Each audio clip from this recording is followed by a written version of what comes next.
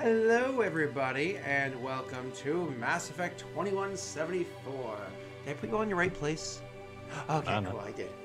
I was like, wait a second. I think I re-scrambled it so you're all in the right spot, but you are. You're good. All right, so how's everybody doing this morning? We're excited to jump into a world of sci-fi since Aaron finally beat Mass Effect. Yay! Now, at this point in time, Aaron, don't forget that those are some serious spoilers. I think Mass Effect 3 takes place 11 years after the events of this session. Maybe 12 years? I can't remember exactly what year the game ends. I want to say it's 2186. So... Probably. Yeah, because I think that the video games start in 2183, and they kind of it's like one game every year-ish that takes place. So it's kind of funny to think. I'm aware. You're aware of what? Of the timeline. Oh, no. I'm trying to remember. Yeah, well, that part, obviously. Mm-hmm. But I think, is it 2186 that it ends? I think so. Yeah. Anyways. So, all right, where did we leave off last time? Last time, more or less, the whole crew, because before that, it was just kind of like your intro stories, the prequel stories, stuff like that, for how it is your characters got to this world, Terra. Last session was how it is you all had met each other. So we had Erin was waking up in the in like the little pod or whatever that she had landed in, the lifeboat. You had Rick's character who had crash landed with a friend of his that's somehow still alive. I can't kill an NPC to save my life. Fuck you. Yeah, somehow still alive and was patched together by Rick, I think 3 or 4 times, and is now being looked after by a doctor doing the best they can. And then you had Frank's character, who's raised on this planet, got to fly off of it once, then crash landed back on. And then you have Ollie's character, who was built on this planet. But we don't have Icarus with us today. Icarus is actually on survey and standby mode at the moment, trying to make sure that, kind of like takes in all the surroundings. Now, last time when we had ended the session, I had mentioned that you were... last session, after you guys kind of like met up with one another, found out like where it was the Batarian ship had crash landed, more or less were given the task to go and find that. We're offered a reward, 1, you just don't care about, and 2, maybe you can kind of use to your benefit to get back off of this planet. You ended with all of you guys kind of in like a hover vehicle, traveling as far as you can to try to get to the Batarian crashed ship. It was a good distance away because obviously like this terrain is just so hard to traverse with the force and everything there. You finally come into an open area, an area where actually that hover vehicle would be able to move at its highest speeds because there's no trees or cover around you, but it's currently not functioning. It needs to recharge. And you have the beating sun coming down on you. So luckily it's the fall. So the season's the fall, so it's not as bad as it could be. 2 days away from that thing if you were to hoof it by foot. So we're going to kind of pick the scene up with the ship, the vehicle that you were on. The power cells have died a couple hours ago, and people are kind of just going about the routine of setting up the different solar panels to start regathering the energy to get this thing functioning. You are finally outside the forest, as I had said. That's a little bit back to where you were. So out in this region here, you're being told, or because you live on the planet and have heard, though none of you have been this far out before, you are told that the creatures that you had seen before, those like large, almost Komodo dragon-esque creatures, aren't out here. You can't see them out on this open plain area. They generally don't live here. However, there are these large bird-like avian creatures that exist out here, and there are other dangers like the sun. So everybody's been kind of setting up those almost like big sheets or curtains that act like power cells to gather the sun energy and to put it into the ship. Everybody's been kind of getting their packs and everything ready to head out. We're going to bring the attention to you guys.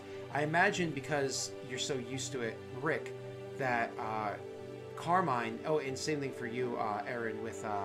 what's her name again? Constantina. I imagine Constantina and Carmine are both just always at the ready because of the fact that they are militant. I am standing Overwatch. There you go. They have their strong military background. So, waiting for everybody else to kind of get their things together. We'll have like the guards approach one of you and just be like, again, the accents for them are varying. Some of them are very washed out. So one of them is just kind of like, so you're heading to the ship. It's 2 days travel. As a reminder, the plan is we will gather power for this, and we will meet you over by ship for gathering salvage. Is there anything that we can offer to make for you preparation? These are the non-rebel boys, right? Correct. I Now, don't think we need anything. well, Sid's lived here, so they probably know what supplies a group of 4 people, well, 3 people would need. So, Oh, that's already Rations. been plotted out. Yeah, Oh, already been rations, plotted? water, all that stuff. And don't forget, you have a bunch of troops that are traveling with you as well. oh, in that So, case. yeah, you have the We're 2 that came from the rebels that have like the far better equipment to everybody else, and you have the other ones that came from other places that from the regular town, and they have their equipment as well, just not anywhere near as good as everybody else. Oh, And in you're that not case, carrying literally everything possible because like you're leaving some supplies back on the sled because they're gonna meet you Yep. there and be able to bring more supplies in theory. In theory, That's my yeah. other question is, do we have like a sled or something? And if we do, then Sid has nothing to add to this. Oh, so I meant the powered vehicle, like the hovercraft. Yeah. You mean like something to just kind of like drag along the dirt? No, I meant the powered vehicle. Oh yeah. That just needs, like I said before, power up from the sun. So it's good there. Yeah. All right. Yeah, they'll meet us in like a couple of weeks Awesome. when it's charged. So then I'm going to allow you guys to, amongst you, what is your best survival? Oh, who here is the best survival skill? And you're going to be able to use survival wisdom if you're not from the planet, survival intelligence if you are. You can, it's survival intelligence or wisdom if you are. Good news, guys, is -1. I've lived on -1. this planet my entire life, and I also have -1. All right, Guess so we all just roll then. Frank, your intelligence or wisdom, the other 2 are just wisdom. Best of luck to you with your survival.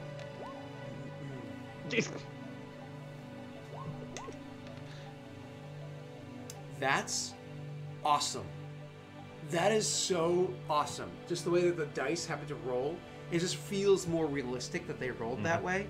So you have Carmine, who's like, for Carmine, the level of discomfort on this planet is, it's appropriate. Because one, you now have all this metal grafted to your body, and you're on a planet that is far hotter than anything you had ever experienced before, right? And beyond that, beyond it just being hotter, it's just like the metal itself is heating up and searing the skin around where it all attaches to your body into all the different areas. It is extremely uncomfortable. Always makes this like itching. Like you have this constant itching wherever the metal attached. You had the itching originally when you first woke up in the first few months of healing, but that went away years ago. Like now it's come back full force. It's so uncomfortable for you consistently, right? So you're having a hard time kind of like dragging yourself through the area. Constantinia, you are more adept to this kind of terrain from your home world. Because of the P. Pavillon? Pavillon. So, over at Pavillon, it is always being berated by radiation from the sun and stuff like that. So you're more accustomed to this, but still, it's been a long time since you've actually lived on that planet, so it's kind of uncomfortable for you. Sid, this is a walk in the park. Are you kidding me? You don't have to dodge all those sharp trees. You don't have big lizard things trying to eat you. It's not summer anymore. You're not competing with the people around you to find salvage. You know what I mean? You've got the appropriate attire on. You got all the wraps and everything to protect you from the sun that have been treated with certain types of oils to keep it off of you. But more than that, Sid, because you're a salvager, you're actually really good at navigating, and you work with the team around you. I was also giving you guys a +2 in my head from working with the other team. I was just seeing what you wanted to roll. The people around you are and you are working together to get the best way there, find cover from time to time, you taking little breaks, etc., etc. So all that blabbing on equates to the first day and a half of travel goes without incident. Even when those bird things are kind of like flying and swooping around and seem like they could be an issue, you get enough cover or whatnot that you can kind of scare them off. The one thing you're trying not to do is to shoot. You're trying not to shoot because you don't want to bring attention to you guys approaching. Could you all do me a favor? Could you roll for me a perception check? That's going to be a perception wisdom, please. Woo! There's my NPCs. I'm just going to roll one more of these for myself as well. There, and where's my perception? You know, I'm just gonna say that we all rolled in order. Yeah, It's impressive. pretty good. It is. We can count. Except I for can't. that guy. Yeah. Well, that's to ruin everybody else. That equates to everybody else, right? So, this actually works out great because every one of you, all the heroes in the story, are able to notice after this day and a half of travel, you know, you're getting tired and whatnot because of how hot the sun is. Even in the nighttime, it gets so cold, but you still push on before you have to like get inside your thermal blankets and whatnot to keep you warm. So when you're able to notice that there is in fact from time to time a fighter, the Batarian fighters soaring through the sky, trying to like look around in the area. Maybe they're looking for people, whether it be you guys approaching, maybe they're looking for something else, who knows, but they are soaring through the area. How do you react to this? Carmine clenches his fist. There's more work to be done here. Yeah, Sid kind of just turns to the other two and just asks, was your ship carrying anything that they'd be looking for like this, or are you just here to actually hunt them down, or is there more to that story? You said Get paid for killing them. Okay. Good enough. I'm gonna keep track of like where the ships are coming from and where they're headed to, and see if I can notice any pattern in that. Sure. That's a good one. I'll allow for you either a pilot or a lore check, and that's going to be intelligence on that one.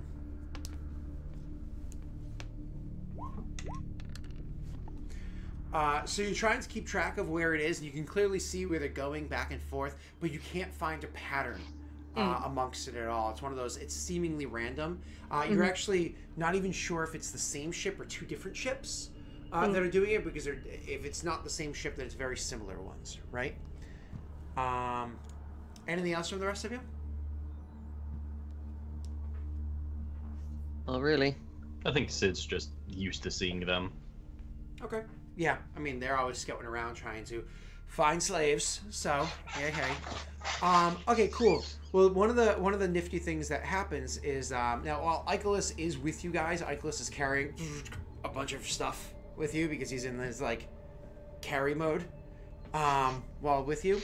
One of the things that he's carrying, because he of course works more closely with the rebels peoples than he does with the others, though he straight up told the rebels boss, I'm not working for you right now. But he has a good relationship with them. So they actually asked him to carry some extra supplies, including like water and food and everything, to make sure you guys get through. But one of the things they also brought with them was this electronic device, which at some point in time I imagine somebody, probably Sid, inquired and found out that it's a jammer. So it's actually a signal jammer, and it's, in theory, if it's functioning, and it's one of those like, if it's functioning, it should block any form of signal from being able to pick up off you guys. Anything that might pick off your electronic signals that you'll be giving off, your movements, heat signatures, anything except for the naked eye looking down and seeing you. And fortunately, most spaceships, and these are fighters, don't really have like a window for looking down. Like you have to rely on all your systems. For that to function though, while they brought this with them, they're not really good at using these sorts of things. One of the guys is kind of like fumbling with it and seemingly not using it correctly. Who knows who's the best here at electronics? I believe that's Sid. I'm So that- pretty sure, without a doubt. So, oh, actually, no, that's not Sid. My apologies. I think that's Icolas. Icolas. Well, where is? I know, or is that decryption? I just want to make sure I don't screw this up. No, he's 0 electronics, 1 decryption for Icolas. And what I'm looking to do is, where's it called? Comms. It's called Sensor Ghost. And it actually is decryption. Does anybody else have any ranks in decryption, 0 or 1? Oh. I have -1. It has a 1 in it. I have -1. I don't care about not being seen. I kill them anyway. So I'll actually have Icolas make this check then. It's intelligence 1. I just can't remember if he rolls 3D or...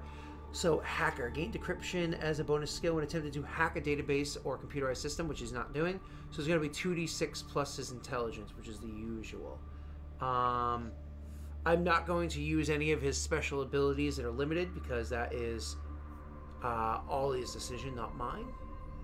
So decryption plus intelligence. DC 9. So he's sitting there and trying to make the device work, and it's one of those things where Icolas is aware of the fact that it's not fully functioning, but can't really figure out the rest of the details to try to get it going. Sid, would you like to step in and give a hand? Yes. If you can beat, and this is like a Hail Mary sort of pass, if you can beat a DC 9, I'll allow the +1 to finish Icolas off. For a electronic check or decryption? Decryption intelligence. Oh, actually, no, I'll let you do the electronics. Intelligence. All right.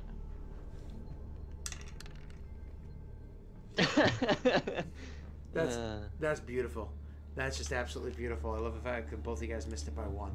Yep. All right, so you guys are making your way along using this device to cover your tracks. You stop that half a day away. You take your break, and you're trying to plan your assault. Here it is that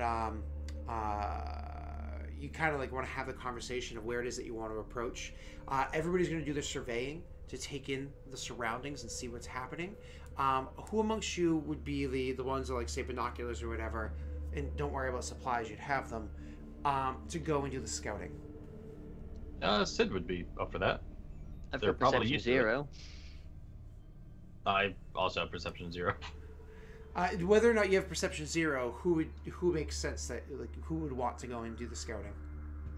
I mean, I would be doing it regardless of what everyone else is doing. Okay, and Carmine? I would probably also like take a look. I Perfect. think Sid's just used to doing it anyways. This is going to be another perception check. It's going to be intelligence or wisdom. Just tell me what you're rolling when you roll it, please. I really should have I should change the code so it shows me what attribute you used. That'd be a pain in my butt, but I could do it. I'm using perception intelligence. Is one better than the other, Scott? Different methods, different kind of information you'll acquire. Perception wisdom. I'll do intelligence then. Okay, that's all of you. So let's start with Constantinia. What did you use? Intelligence. Okay, so with your perception intelligence, more or less what you tried to do, because you're trying to approach it from a smart route, you were trying to, saving the humans was part of it, but it was mostly killing the fucking Batarians, and you care more about killing Batarians than you do about saving humans. So your goal was to go and more or less see, for our approach, are the weapons still online? Is there any way to see that these weapons could just blow us up from a distance? And you go and you're looking around and you have zero information to say if they are online or offline. You couldn't see it with where they were, trying to gather as much information as possible looking at the distance. Going to the next one, Sid, were you intelligence or wisdom? That's you, Oh, Frank. Sid? Yeah. Sorry. Wisdom. So, Frank, what you were trying to do is more or less just because you care more about the parts of the ship than you do about the Batarians, because that's your reason for being here. You came up and you're just trying to see if any of the ship is functioning whatsoever. And as a matter of fact, so it's bright out, so it's really hard to see any of the details. And whether or not you guys want to approach during daytime or nighttime is up to you. We'll get to that in a minute. But you're actually able to look at the correct areas to see whether or not the ship has power, and some parts of the ship do. So when the ship crash landed, because of like the length of the ship, it ended up cracking into two separate parts that were separated. Sorry, Aaron, I didn't tell you this part. It cracked into two separate parts that were separated by a fairly long drag, probably 2 kilometers or so a little under a mile from the back portion to the front portion. Because you imagine as it hit, like this part just kind of like got dragged and slowed down. The other one had enough momentum to keep pushing forward.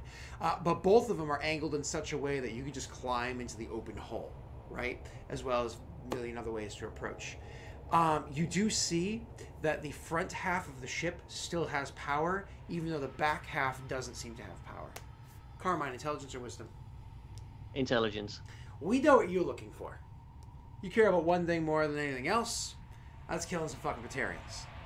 So, you see activity. As a matter of fact, not only do you see activity, looking around at like more or less how much movement is going on there as opposed to how many of them there are, you're actually able to see that they have recently, maybe it was already on the ship, maybe they got it here, they recently got a sled up and running, similar to the one that you guys brought here, but much, much, much smaller, but also much newer, functioning better.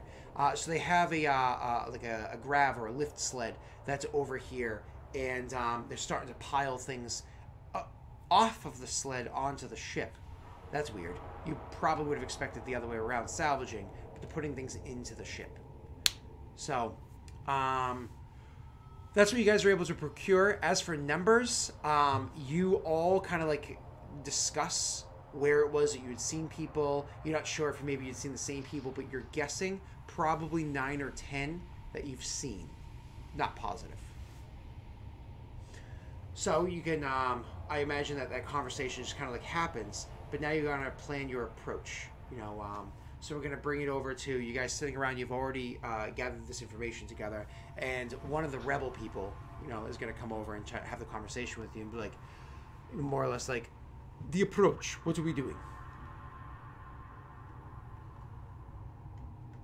They're piling stuff into the ship, and looks like the back might not have power. There's just under a dozen Batarians, most likely. We could storm the back of the ship first, seeing how that won't have any turrets online. Neutralize any Batarians on the way.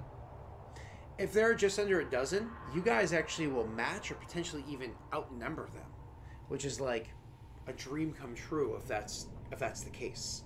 Because just the 3 of you guys, just the 4 of you guys and the rebels alone equals 6. Never mind what you brought from the other base, which I believe is 5 more soldiers, plus the other ones that will be approaching later on with the sled, right? So that's a solid, you know, you potentially outnumber them. Yeah, numbers don't mean much if half of them are pea shooters. This whole area is open ground, and that is further. I'm just gonna drop the accent because I'm fucking it up at the moment. So the more or less the way the ship landed, the backside is further than the front side, not by a ton, but it's all open area around. So no like shrubbery or anything? Zero cover unless you can find rocks here or there. That would help if 1 or 2 of you were sneaking in, but if a ton of you guys are sneaking in, ooh, that's gonna be tough. Well, what are the usual tactics for the people here for fighting the Batarians? Just ambush tactics? So usually, you know, because obviously you live on the planet, you know that usually guys have the shrub cover, which you use. The reason why you built that place there is it's in the ravines. You get a lot less sunlight, and you also underneath the trees. It's a lot cooler. Trees, you know, the death bushes. It's a lot cooler. Got it. Horde tactics. Yeah. Well, Sid would suggest if there's an even match is not a good one. Fair fights are for suckers. Yeah, if we're able to, we should be able to draw at least some of the guards out and kill them before storming. Not much of a fan of going headlong in like a thumper. I would suggest that we sneak to the edge of the shrubbery, try and find an elevated position, and engage them from there with the element of surprise and the high ground, and looking around. Like, half of us have at least decent arms. We should be able to take out a number of them before anything really happens. Don't forget. We have the position. My apologies. I just before you continue on. Don't forget, Icarus has a sniper rifle. But go ahead. I'm sorry. Rick. We would have the high ground. We would have the surprise advantage. Should be easy enough. They're only Batarians. Sid just pulls out their old slug thrower handgun, and they're better armed and armored. Carmine pulls out his assault rifle. A couple of us can do a good job at least. It would thin their numbers severely. I can sneak into the open path by myself. Wow. All right. So the guard that's over there speaking with you, when you said you can sneak in by yourself, he actually gestures to himself and the other one that came with him and is like, we can go with you. We're used to lying low. Perhaps space out though. Why don't we just use both options and kick up a ruckus so you guys can sneak in? So Yes. if the three of us are sneaking in to the back half, that's the first one. Where is it the rest of you want to hold up? Where's the high ground? Yeah, we'd have to look for a good position. Draw them to our position while you guys come in behind them. Okay. Preferably somewhere in between the two parts so that we can provide decent covering fire for both directions.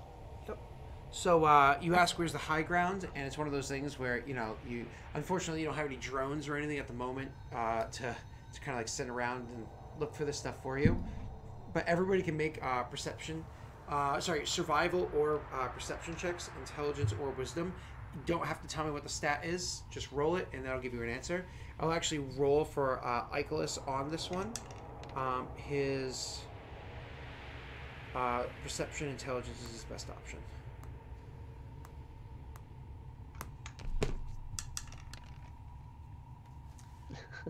Okay, so Icarus and Sid were able to kind of like analyze the area very well to see where the highest ground is, and you are able to find the area that has the highest ground has like a bit of a ridge to it.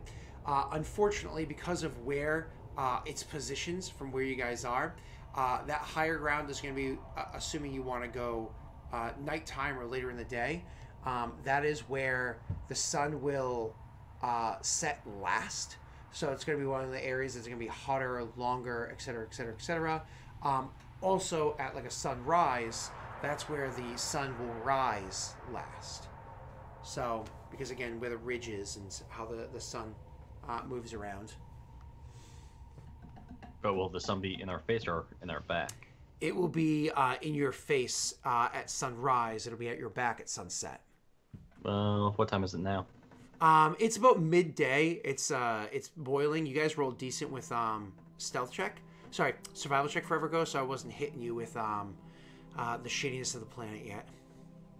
Yeah, it actually seems like a good area then. Okay. So if high grounds, sun at our back, yeah, we can take the heat for a couple hours. Sun at our back means we'd be silhouetted though. Easy to spot. Well, sun's gonna be in their eyes. All four of them. That's funny. Four eyes. Sid just kicks their boot into the ground and just like digs their heel in a bit and covers their boot in the dirt or sand. It's like, well, plus we get a little cover. Yeah, so you want to well, it's because cloaks and stuff like that are easy to get your hands on. Even though they're heavy and they're warm, they do help keep sun off of you. So you could theoretically get them, like you were, what I'm assuming you were suggesting, very dirty with the color of the planet. Just trying to like. Either that or just dig ourselves into the dirt. Yeah. Like sand spiders. The dirt is going to be very hard, so that'll be difficult beyond, like, say, the first 6 inches or so. Blankets, then.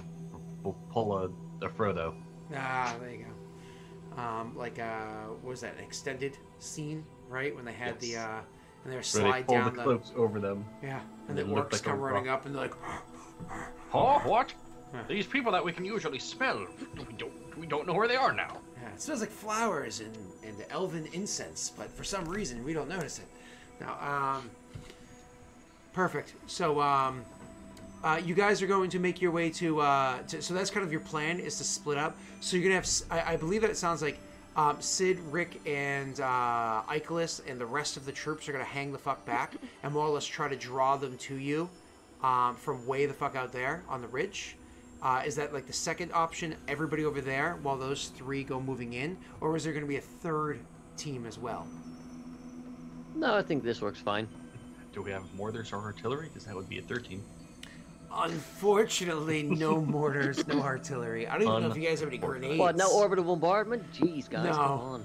No, So you're not backwater. dropping rocks or missiles or shit like that from space. Squad. Fuck it, drop your own satellites. Do we have any nuke spikes that we can just dig into the ground and set off? I don't even know what that's a reference to. Second season. Shh, shh, shh, shh. Don't even know what that's a reference to. All right, so then why don't we take this plan? And the plan is to try to hoof it so you can get there by sunset, right? Yep. Okay, so is quite a few kilometers away. So that's the plan. Aaron, we're gonna have you leading up the team, going that direction. We're gonna have everybody else going around the other way to get up on that ridge before sunset, so you can take advantage of it. You do have comms, so you can communicate with one another, so that you'll be able to actually coordinate things fairly well. Aaron, we're gonna let your rolls go first. You're gonna be doing the sneak check to get up. Let me get rid of Icarus. I don't give a fuck about you. Sneak. By the way, that's going to be sneak dexterity or intelligence. Your call. I'm sorry if you already rolled.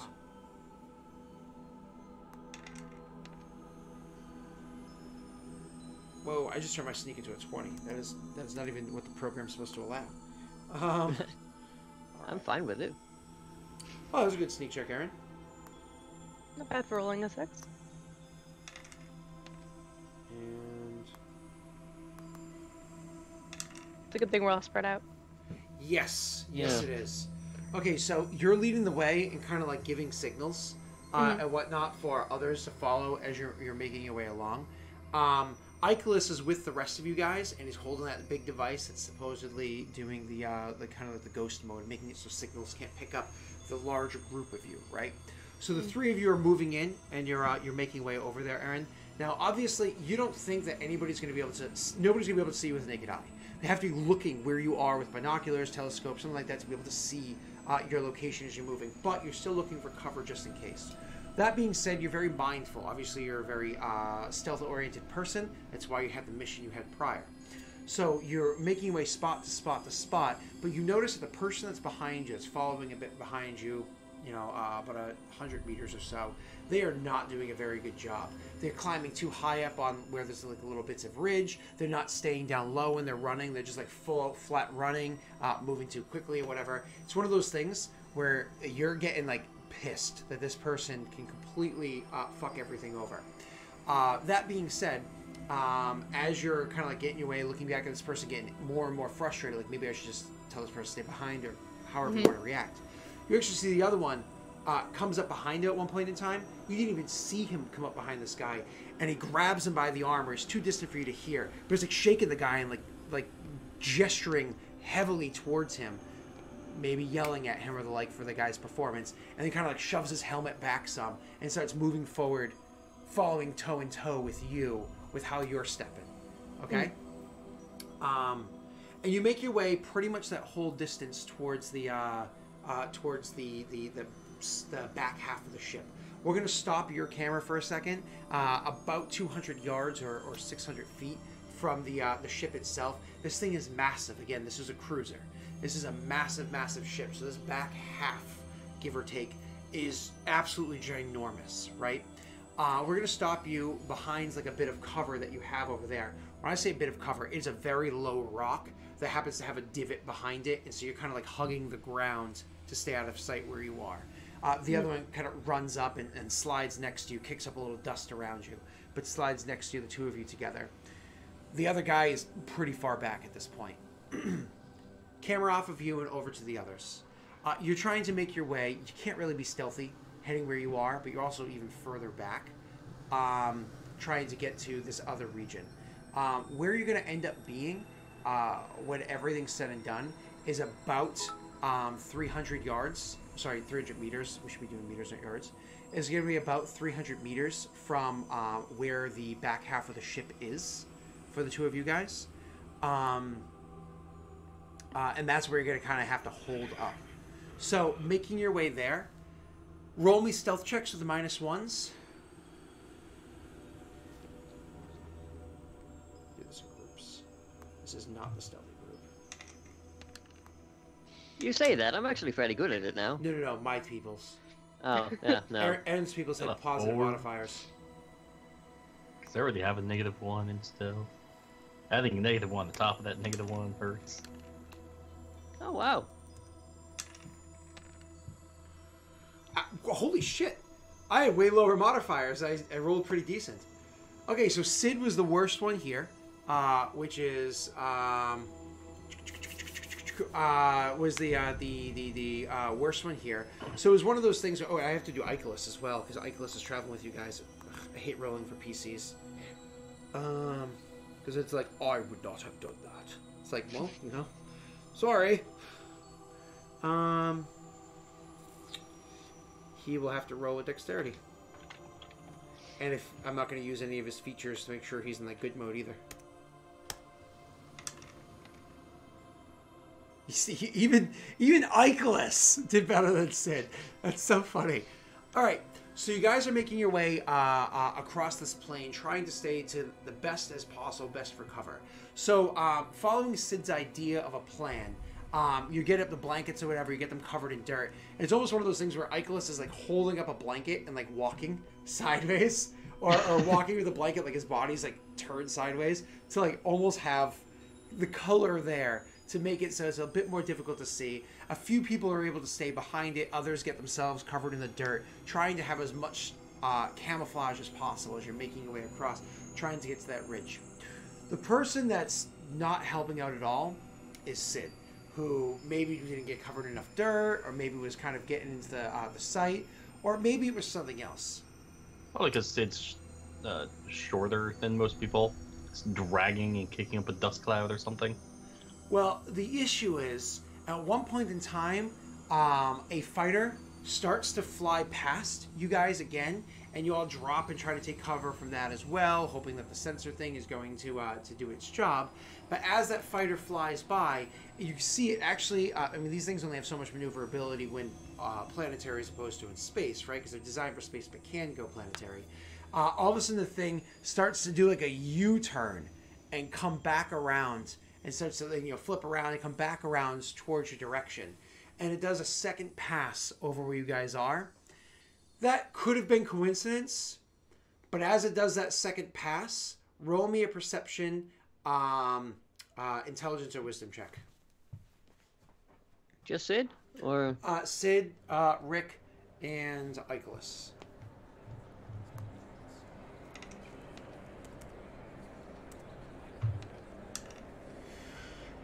Sid and Rick are both the ones to notice, Sid and Carmine are both the ones to notice that what happens is as this thing whips back around a second time for a third pass, you see as it's turning, its weapons come out and come online. Like, reveal themselves and come online. And you're like, oh shit, there's now a fighter coming at us, potentially coming at us with its weapons online. What the fuck did we do? Cover now. Yeah. Get to cover immediately. You just yell like, duck for cover. Okay. And go. So you guys are going to more or less just like, fuck this, we're just going to run to get into any cover we possibly can. So, to go for cover, at this point in time, you can roll me a survival wisdom check to try to find a spot to take cover from the fire of this thing. This is where I die. Yep, nope, Sid's dead. Ouch. There you go. Survival, what did I say, wisdom? Yep. Hellish, and then let's get NPCs going.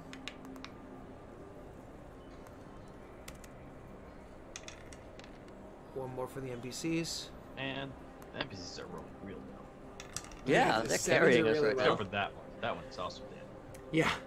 So you guys Better in him than general us. rolled rather poorly.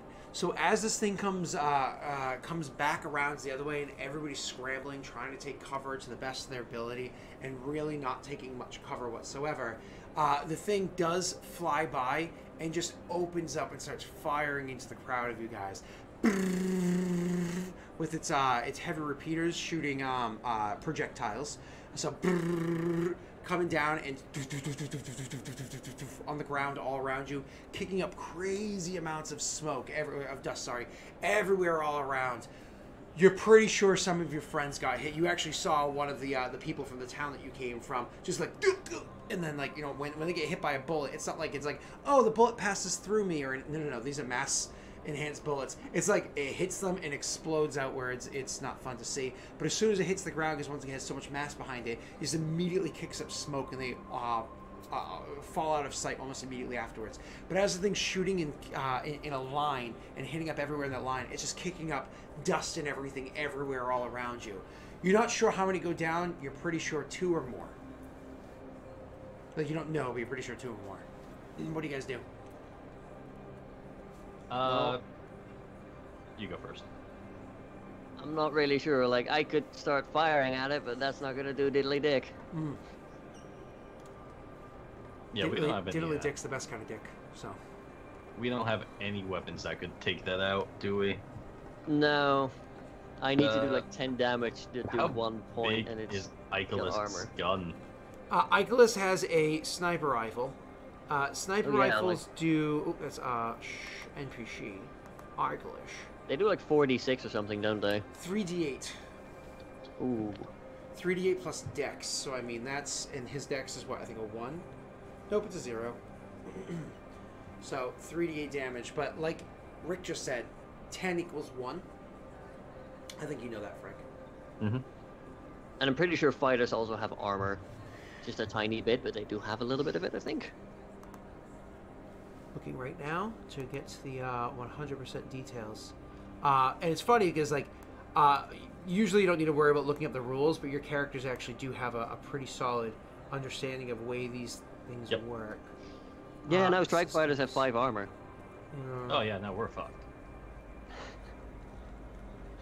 Vehicles. That thing can harass us all the way back to the city. Yeah. Building starship.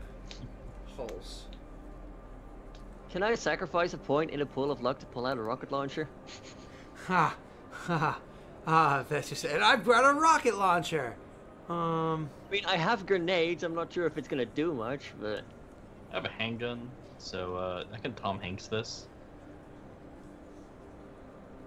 So yeah, because of the fact that the armor, unless you have something that's armor piercing, like you said, that first 5, so you have to do over 60 damage to do 1 point of damage to the ship. It only has 8 health once you get past that first 5, so you have to have armor piercing to get through it, right? Unless you were able to take something out specifically. So that's if you're just shooting the hull, as opposed to shooting. I like But do it's gonna my be hard to aim. kill and then cold shot like cockpit glass to Yeah, I like was gonna say. pilot? That's a rough one. I'm gonna say, yeah, you'd auto hit it, but no, it wouldn't necessarily break the glass.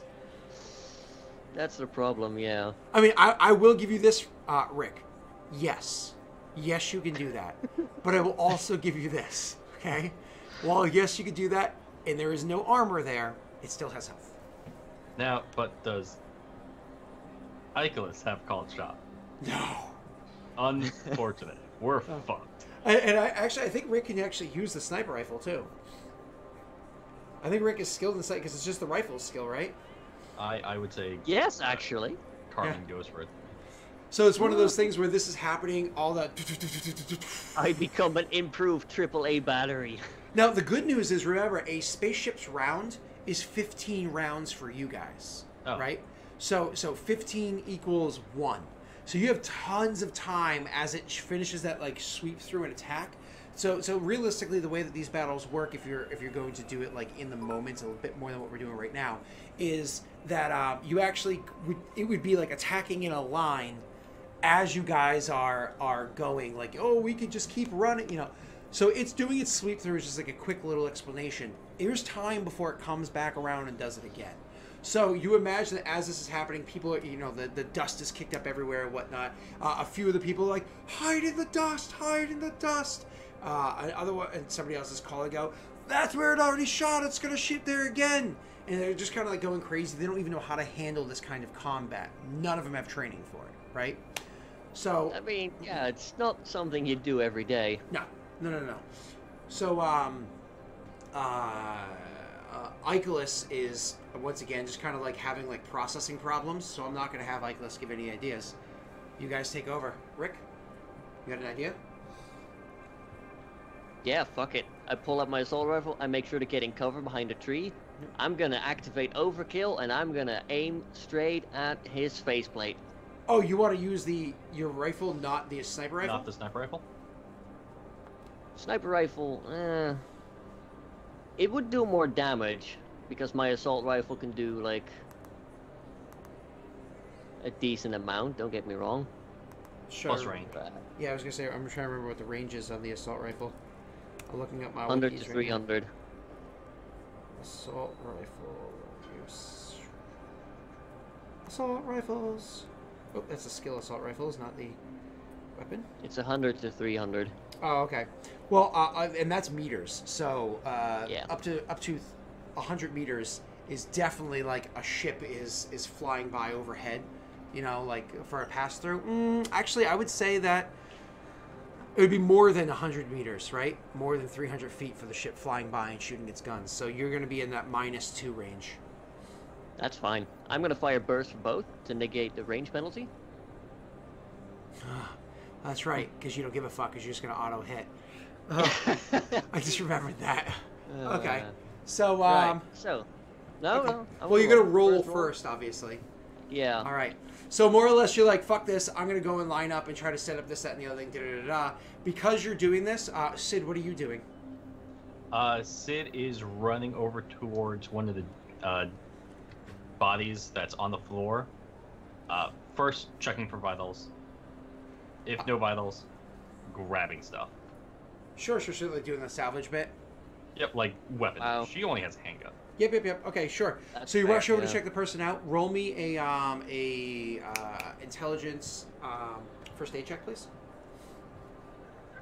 I was gonna leave the first aiding until the actual danger to us is all gone, but you know. Don't forget it's 15 rounds, so she has time to kind of go over and see if they're alive. Frank, they're dead. Oh yeah, I had it. To no one's surprise. As for a weapon, But you have to check before you take their shit. Yeah. they do have an assault rifle, but this is like an old assault rifle, like Yeah, it's a slugger. pre-first contact The war weapons assault that they're rifle. used to. Yeah.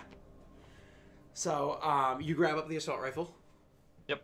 And any ammo I can find. Yep, absolutely. Of course, it's on there. The ammo of the old weapons, it was only the heating system. There's zero way of having it with the clips and whatnot inside them for that whole bit. It's just the heating system. The damage for this kind of assault rifle is, because it's the old version, it's 2d4 plus, because it's what, usually 2d6 plus 2, right? For an assault rifle? I think so, yeah. Let me quickly check. Oh, Mine where's this- says 2d8. Wait, where does this random spot that I just ended up? Where am I right now? In my Maryland? wiki. I'm so sorry. I'm like all over the place. Weapons. Let's click weapons. Okay, now we're on weapons. Now let's go to assault rifles. That was weird. So my apologies. All 2d8 modern plus 2. weapons. This weapon, because it's so awesome, instead of 2d8 plus 2 is 3d4 plus 1. 3d4 plus 1. Got it. So a higher minimum, but the same minimum but way lower maximum. Same range? Yes. Range Okay. doesn't really affect it.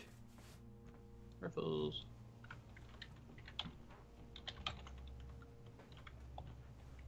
All right. Okay, so moving on. What do you do, Rick? Frank? Frank or Rick? Frank. After that, Sid is going to try and like take command of the situation because everyone's panicking. Okay. Awesome. So to try to. I'm sorry. Say one more time. I'm so sorry. I was reading something. Since all the other people are like panicking and there's no clear orders, Sid is just gonna like start shouting at people to. Is there like a tree line or anything?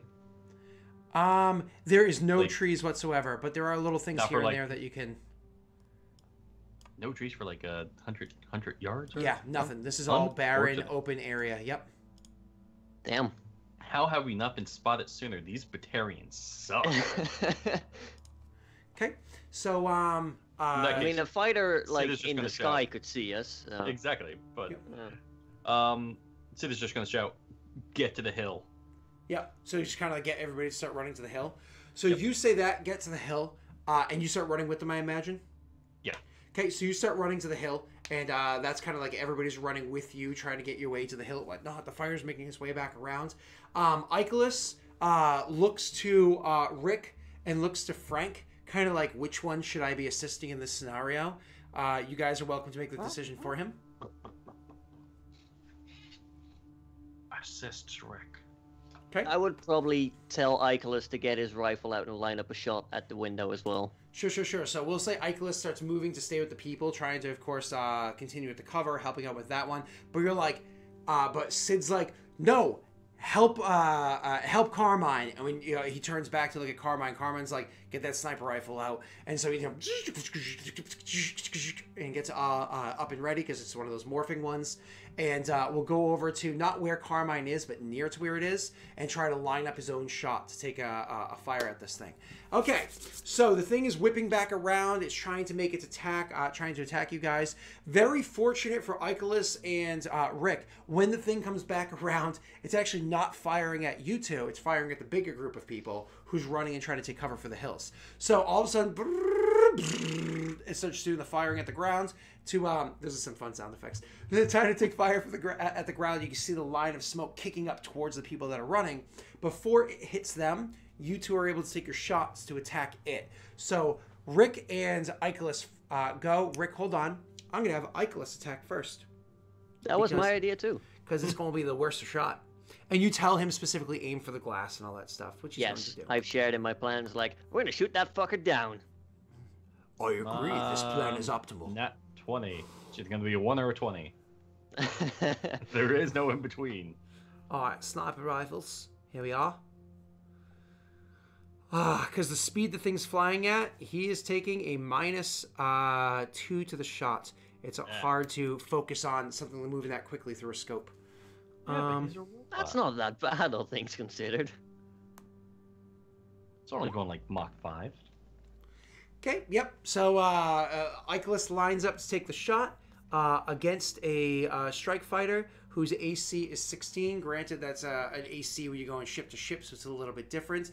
Unfortunately, that is not going to be able to hit the glass. He lines up the shot, takes it, hits the hull, but doesn't hit the glass. So the amount of damage done is not even enough to scratch the hull. That's a lot of damage. A lot of damage. It's That's not a even good roll, half yeah. of the hull's resistance to the round.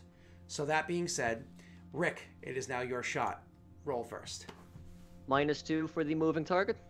For you, it's -1 for the moving target because you're not looking through the scope, the same as he has to with the rifle. Or you actually no, you would have a minor scope on there or whatever, right? So you can't just shoot 300 meters without some sort of scope going. I don't have bionic eyes yet. Yeah. It's on the list. So -2 then? Mm-hmm. Okay, and firing burst for both shots because range... That's right, overkill. You said that. You get 2 shots at that. Yep. All right, so do you want to turn that into the success before you roll again? Yeah. Okay, so you're going to turn that into the success. So we were saying you're getting a -2, but using burst for the +2, but I think there was some other factor, but you just turned it into the success. Yep, and that is 13 damage because of burst. Because of burst, 13 points of damage against the glass. Okay, so that equates to 1 point of damage against it. All right, sir, and you get your second shot. Roll a 20.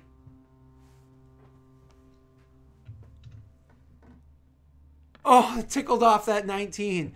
Oh, did you see that? Yeah. I was like 19. No.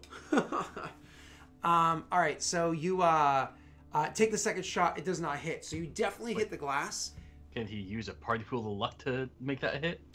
He can use. I had a -6 because of the second shot and the fact that it's -2 for moving target. I was kind of hoping for the first shot to hit, honestly. So But, you know. the party pool of luck bit. Don't forget you already have that. You already have your list. It actually went up by 2. Just so you know, Frank, so you can add to that.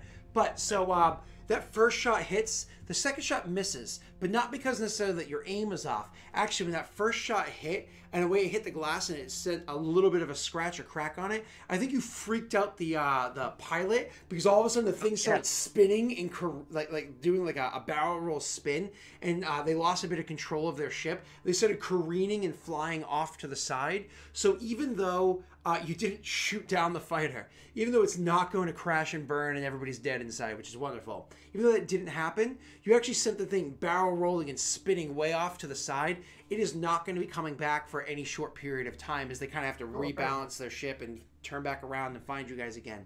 You gave more than enough time for the people down below to take cover and continue running. So they're actually the right as the bullets were getting up to like where they were running, hitting the tail end of where they were going, they kind of like the bullets trail off to the side, hits nobody, and the crisis has been averted. So with that, we're going to take our first break. We'll come back with you guys getting into your position over there because now you have time to do so before we worry about that fighter again, and Erin getting into her position on the other side. So we'll see you all in a couple of minutes. Go have a coffee, whatever you have to do. See you in a few. Bye. Bye. We're all going to Bye. die. It's fine.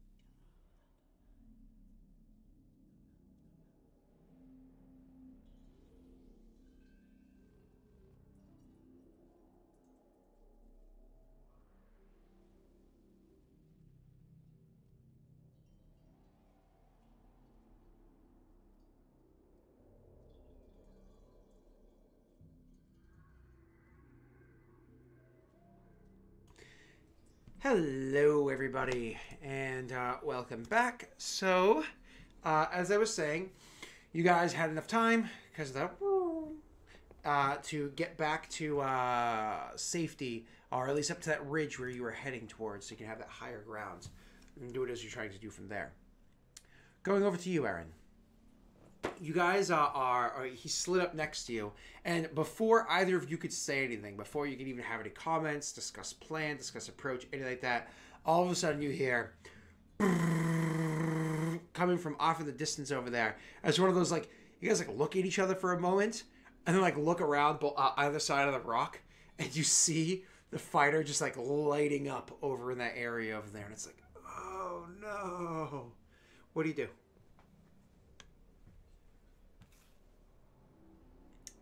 Is she speaking? I think she's muted. It's broken again. Oh, goody. Rip. Technical difficulties. All right. Nope. Aaron, just pretend you're talking, and I'll speak for you. No. Okay, so Are you first good now? off, oh nope, you're Ah, good. damn it. Okay, yeah. I thought Frank was supposed to Hey. bust out some limericks. You know what I mean? Yep. Like, there once was a man from New Zealand. No. Yeah, How which was feasible will it be to continue this assault, Scott? I'm not a soldier. In real life? Yeah. Why do I hear an echo? Echo. I don't know. Echo. Yep. Echo. Echo. Location. Nope, it's gone. Yeah, it's gone now. Okay. That I was think your funny. headset's breaking. Are you still muted or are you good? No, I'm good. I'm waiting Oh, for okay, okay, I'm so sorry. Okay, so feasible to continue the assault. So, why don't you roll me a command, intelligence or wisdom check? Your call. I mean, is it possible that they're creating enough of a distraction that we can go in and still cause some It's definitely a distraction. That is absolutely what I was going to suggest had you rolled a successful check. But you already know that yourself, so it's one of those things where it's like, you kind of look around. I assume you can still hear me. You kind of look around and you see all this shit happening. It's like, well, we all have a job, and that's a distraction. That's literally what their job was. So you can make your way in. Okay, we'll do. Okay. So you do exactly that. You turn and you start. Do you drop all pretense of like stealth and hope that's a big enough distraction nobody's looking, or do you still want to like try to sneaky? Still be sneaky. Okay. Do you say anything to this guy that's adjacent to you, or do you just kind of like give him the nod and run? I give him the nod and I don't buck it because I'm still being sneaky. Yeah. But yeah. Like the low like soldier sneaky run. Yeah. No, I just say we continue on. Okay, cool. That's a soldier sneaky run. That's what that is right there. Is that what that is? Yeah, that's what that is. That's I'm glad you clarified. Yeah, you're welcome. As opposed to do you remember the Mathis run? I run in there as quick as I can. I was always him playing at tabletops. I'm going in there as quick as I can. So, Yep, I do remember that actually. is that what you do at nightclubs? This is my only move. So How he anyways, runs. yeah, real life too. It's like I'm Real gonna get that ball. All right. So anyways, moving on. You guys are gonna try to sneak in there as quickly as you can. So I'm not gonna give you any penalties. Just still roll me a stealth check in case it matters to get in there. Mhm. Oh, not Iceless. I keep almost clicking on Iceless. That is a beautiful roll right there. Make sure this number up here is good. And it is. Rolling this now. Wow. This guy rolled 2 12s. Right? This is beautiful. So 2 of you guys take the cover to the best of your ability. You book it as quick as you can while still trying to stick to cover, still trying to not be obvious or anything like that. And your approach to this, Aaron, did you want to go round the outside of the back half of the hull and try to bring yourself to the front, the cracked open part, like the open half of the peanut? Or did you want to try to break your way into, and it's going to be easy because there's so many cracks in the hull, into the back half of the ship? Before you answer that question, you're probably thinking to yourself like, how well do I know this ship? Don't forget, you still have a full fucking map, schematics and everything on your Omni tool, so you've got it all. Yeah, whatever they would be keeping like cargo, I suppose. Sure, absolutely. So, the cargo area that you were in before was kind of like in the bottom area of the ship, and it ran along a lot of the length of the ship. It's almost like the bottom of the hull, for easy, transport off and on when you're world side or whatever. So, I'm really more concerned about taking out like high-profile targets while I'm here. I just don't know where they would be. of course, Like in terms of where the ship would be. of course, and you would know that if it was online, but what's being broken is where the confusion is, right? So as you guys are approaching, you actually get to the back part of the ship where you're finally like against the hull, like literally have your back against the hull, and you feel as though, okay, this is a moment where we feel safe or whatever. We no longer have to book it and stay hidden. It's one of those things where you can actually go to your Omni tool and you suck at decryption. That's not really your shtick, is it? But you can still try to pick up signals of other people around, of radio signals and the like, because it's not necessarily encrypted, right? So you can try to do that. That's going to be a decryption intelligence check. Best of luck to you. Okay, at it. Actually, that's not terrible. You only have a -1 total. So you rolled you rolled to see if you could pick up signals of communication, and you actually can. You can't pinpoint exactly where they are, but you can pick up like distances or whatnot from where they are to you, and so kind of like using that information, distance from where they are to, and you also can't hack in to find out the actual what the words that are being said. Would you like to push on and try to hack into their communications? Upsides, you can hear what they're saying and get more information. Downsides, if you fail horribly, they might have alarms that let them know that you're doing this. No, I'll just head towards the direction. Sure, absolutely. So the guy that's with you and watching you do this, he actually says to you, like, what is this? This is an Omnitool. It's the same technology they're using to communicate. And I'm using it to discern where they are. Sorry, my wife is texting me a crap ton at the moment. I'm like, what are you doing? Stop talking about politics. It's like the most distracting thing in the world for me. Like, don't text me about Paul Ryan, Mom. Like, I want to read it, So anyways. Did you know Mark Zuckerberg did a Congress? Did you know that Mark Zuckerberg is a robot from Russia? So anyways, my apologies. So you say this is Omnitool. I'm using it to try to find out where they are. And he's like, this is wonderful. I would love to see this. And you're like, later. And so you're going to use that to try to find your way there. Now, using the map and using the information you have, once again, you're trying to move along these hallways as quietly as possible.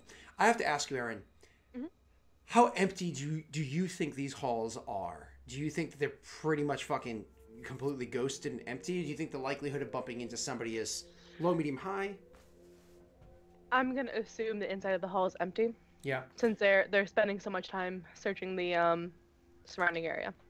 Sure. So you're going to go into the hall and run towards these signals.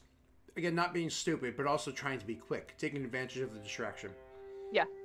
Okay, so more or less the amount of time it took for you to finish your way getting to the hole was how long it took for that first pass through.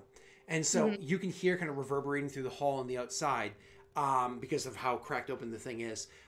You can hear shots happening a second time as the thing is doing its second pass through right now. So you're going to roll for me to track them down where they are. This is going to be an intelligence survive check to try to find out, to get to the signal as quick as possible.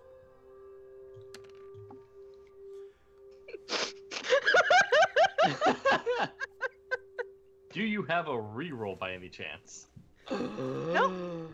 You Ouch. die. Fortunate. You snake-eyed a survival roll. Good luck. Right?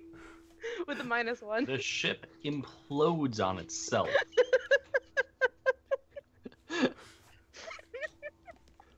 The denseness of a black hole does not compare to your character's denseness right now. The reactor suddenly breaches, and the entire ship just vaporizes, but only in your location. The ship turns into a reaper. Like, great session, guys. So you They're going so well. you're making your way along the hall, the inside of the hall, trying to track down to where the signal is and everything, and you're following the signal to get to where it is that it's bringing you to.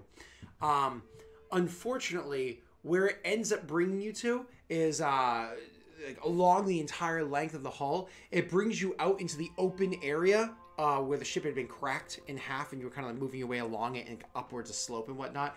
Brought you to the cracked half of the ship up ahead, and as you were making your way there, still trying to find out where the signal was going, traveling this whole while, like I'm hoping to bump into somebody soon.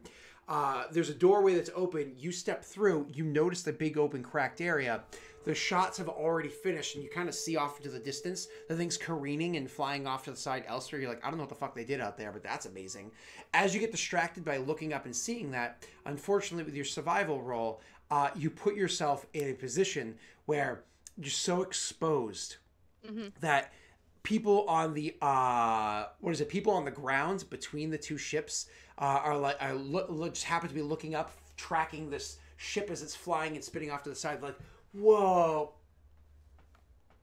hey! And they look up and they see where you are right there. And so you actually have a Batarian who's, whipping around to pull out his gun to aim at you.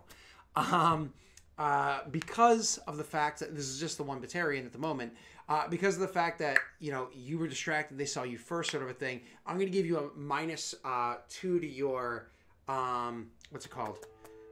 Initiative check. Okay. Is there a way to modify initiative? I don't think there is, so you're just going to have to modify it on your own, sort of a thing. So, I would have done it, for the adrenaline pump every time, but there isn't. Yeah, I was going to say, there's not a way to modify it, so... Initiative. You just have to modify it physically. That's all. Will do. Tie! Oh, that's right. Our tokens are like down here now. There I you was like, go. oh, there's no token for me to collect.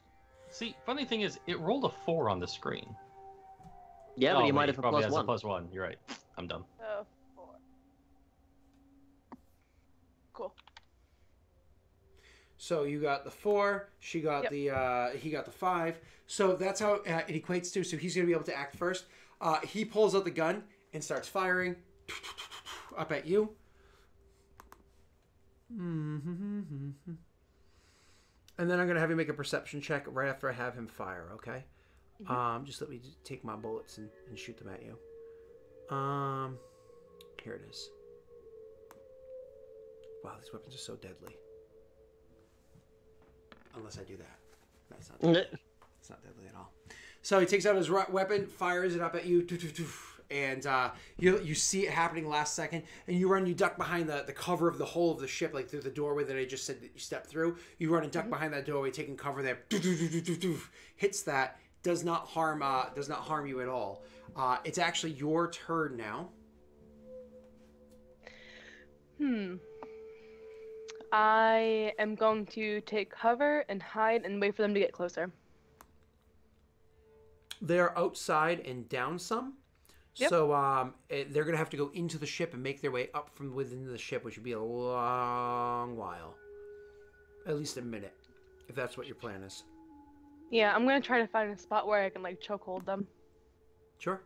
So they can't come in all at once. Sure. I'm going to instruct my friend to do that also. So as you're like, as that happens, you step behind cover. Your friend immediately afterwards, with his rifle, steps out to start shooting at them. But you like grab his shoulder and you're like, no, and you pull him back in, and like, just wait. They're gonna come to us. And he's like, sitting duck, and you're like, no, trust me, wait till they come to us. So that's exactly what you guys are going to do. You're going to take cover. So they ran a distraction for you to get all the way here and all the way more or less up in their face on the back half of the ship as they went all the way to where it is that they need to do. You guys were over there running. So a small gap of time is going to pass between where it is that for them to get to you and you guys running over to where it is you're supposed to be taking cover up on the hill. So you're finally up on the hill, pulling the camera away from you as you're taking cover and just kind of waiting and waiting and waiting.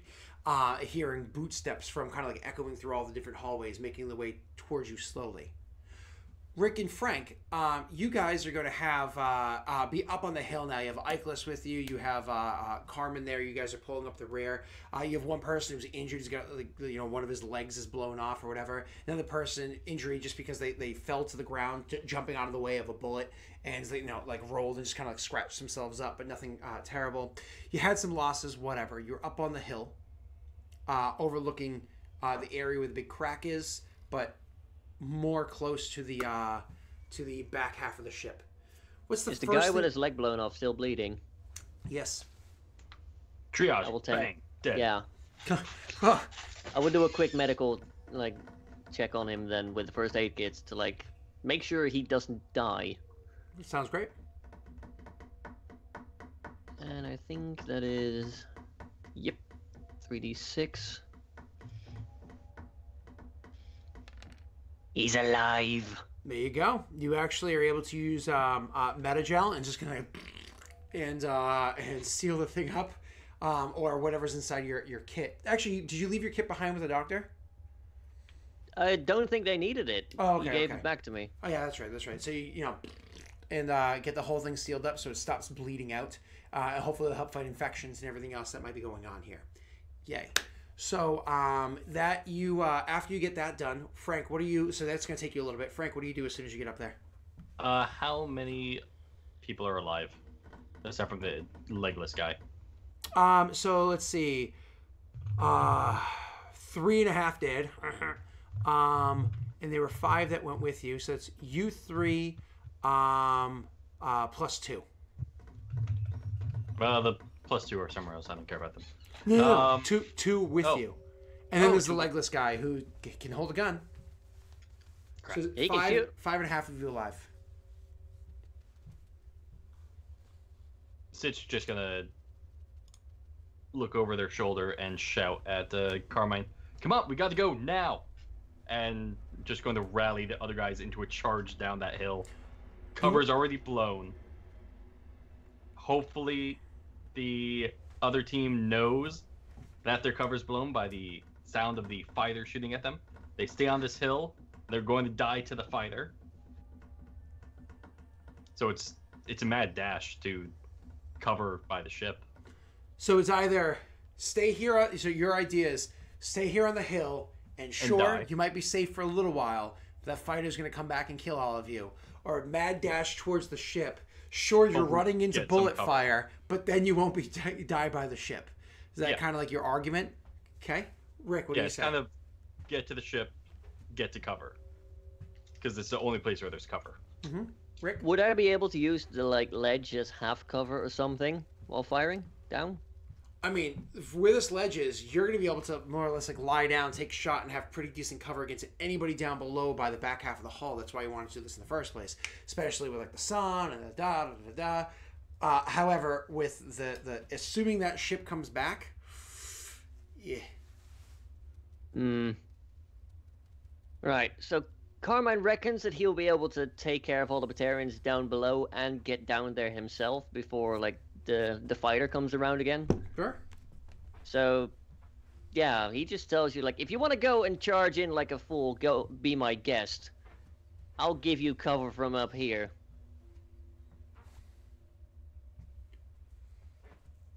She doesn't hear him. But Okay. you would totally hear him. He's right there. No, I'm saying like adrenaline. Oh, in her head. Thor Gotcha. doesn't hear, already running. Gotcha. So, Not a Icarus, coward. still following the command of Carmine. Not that it's the command, it's just Carmine seems to be making sense. Icarus gets the sniper rifle back up, and we'll go over and just kind of like get down and get positions to be able to fire from up here.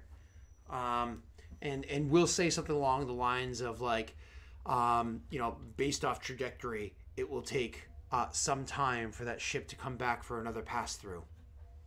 My thoughts exactly. And this is a way better firing place. Okay. So you're still running forward there, Frank? Yep. Perfect. So you're gonna run forward with the 2. What about the injured one? Do you want to like have them help the guy? Oh, the legless one? I don't think injured guy don't is think going to he's be gonna be charging. moving. Give him a bow. That guy's legless. Sorry.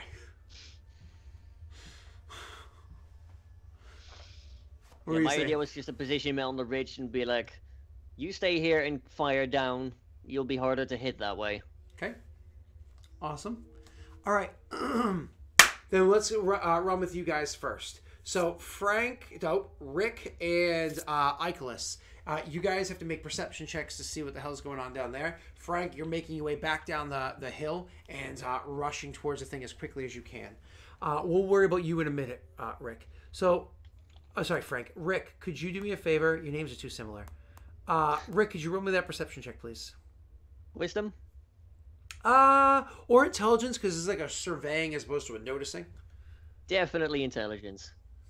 Wicked smart.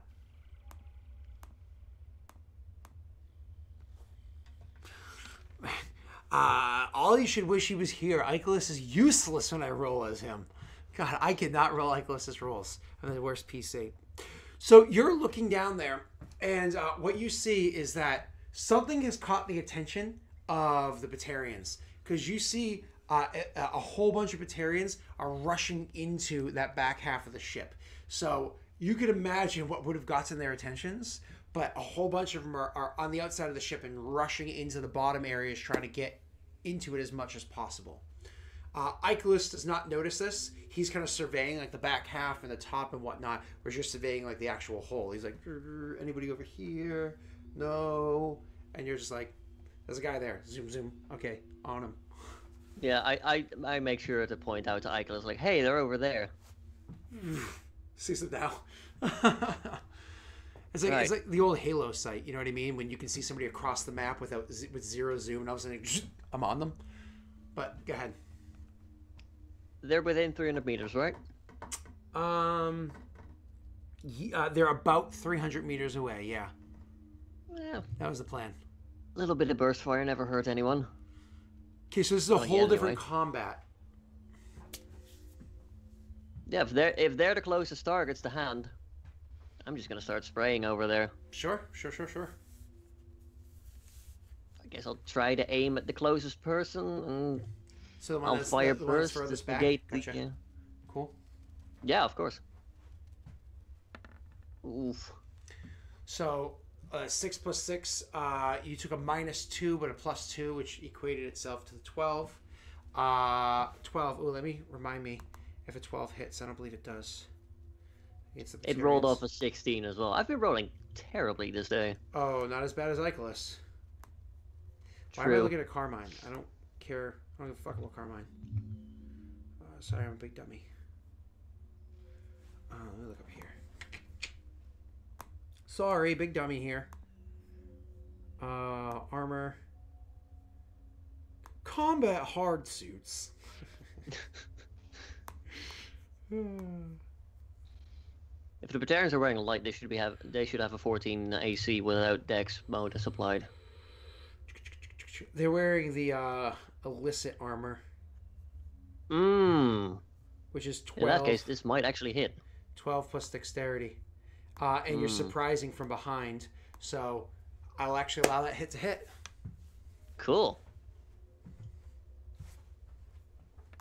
So that's 16 damage. Oh no! I just turned off my Wi-Fi like a fucking idiot.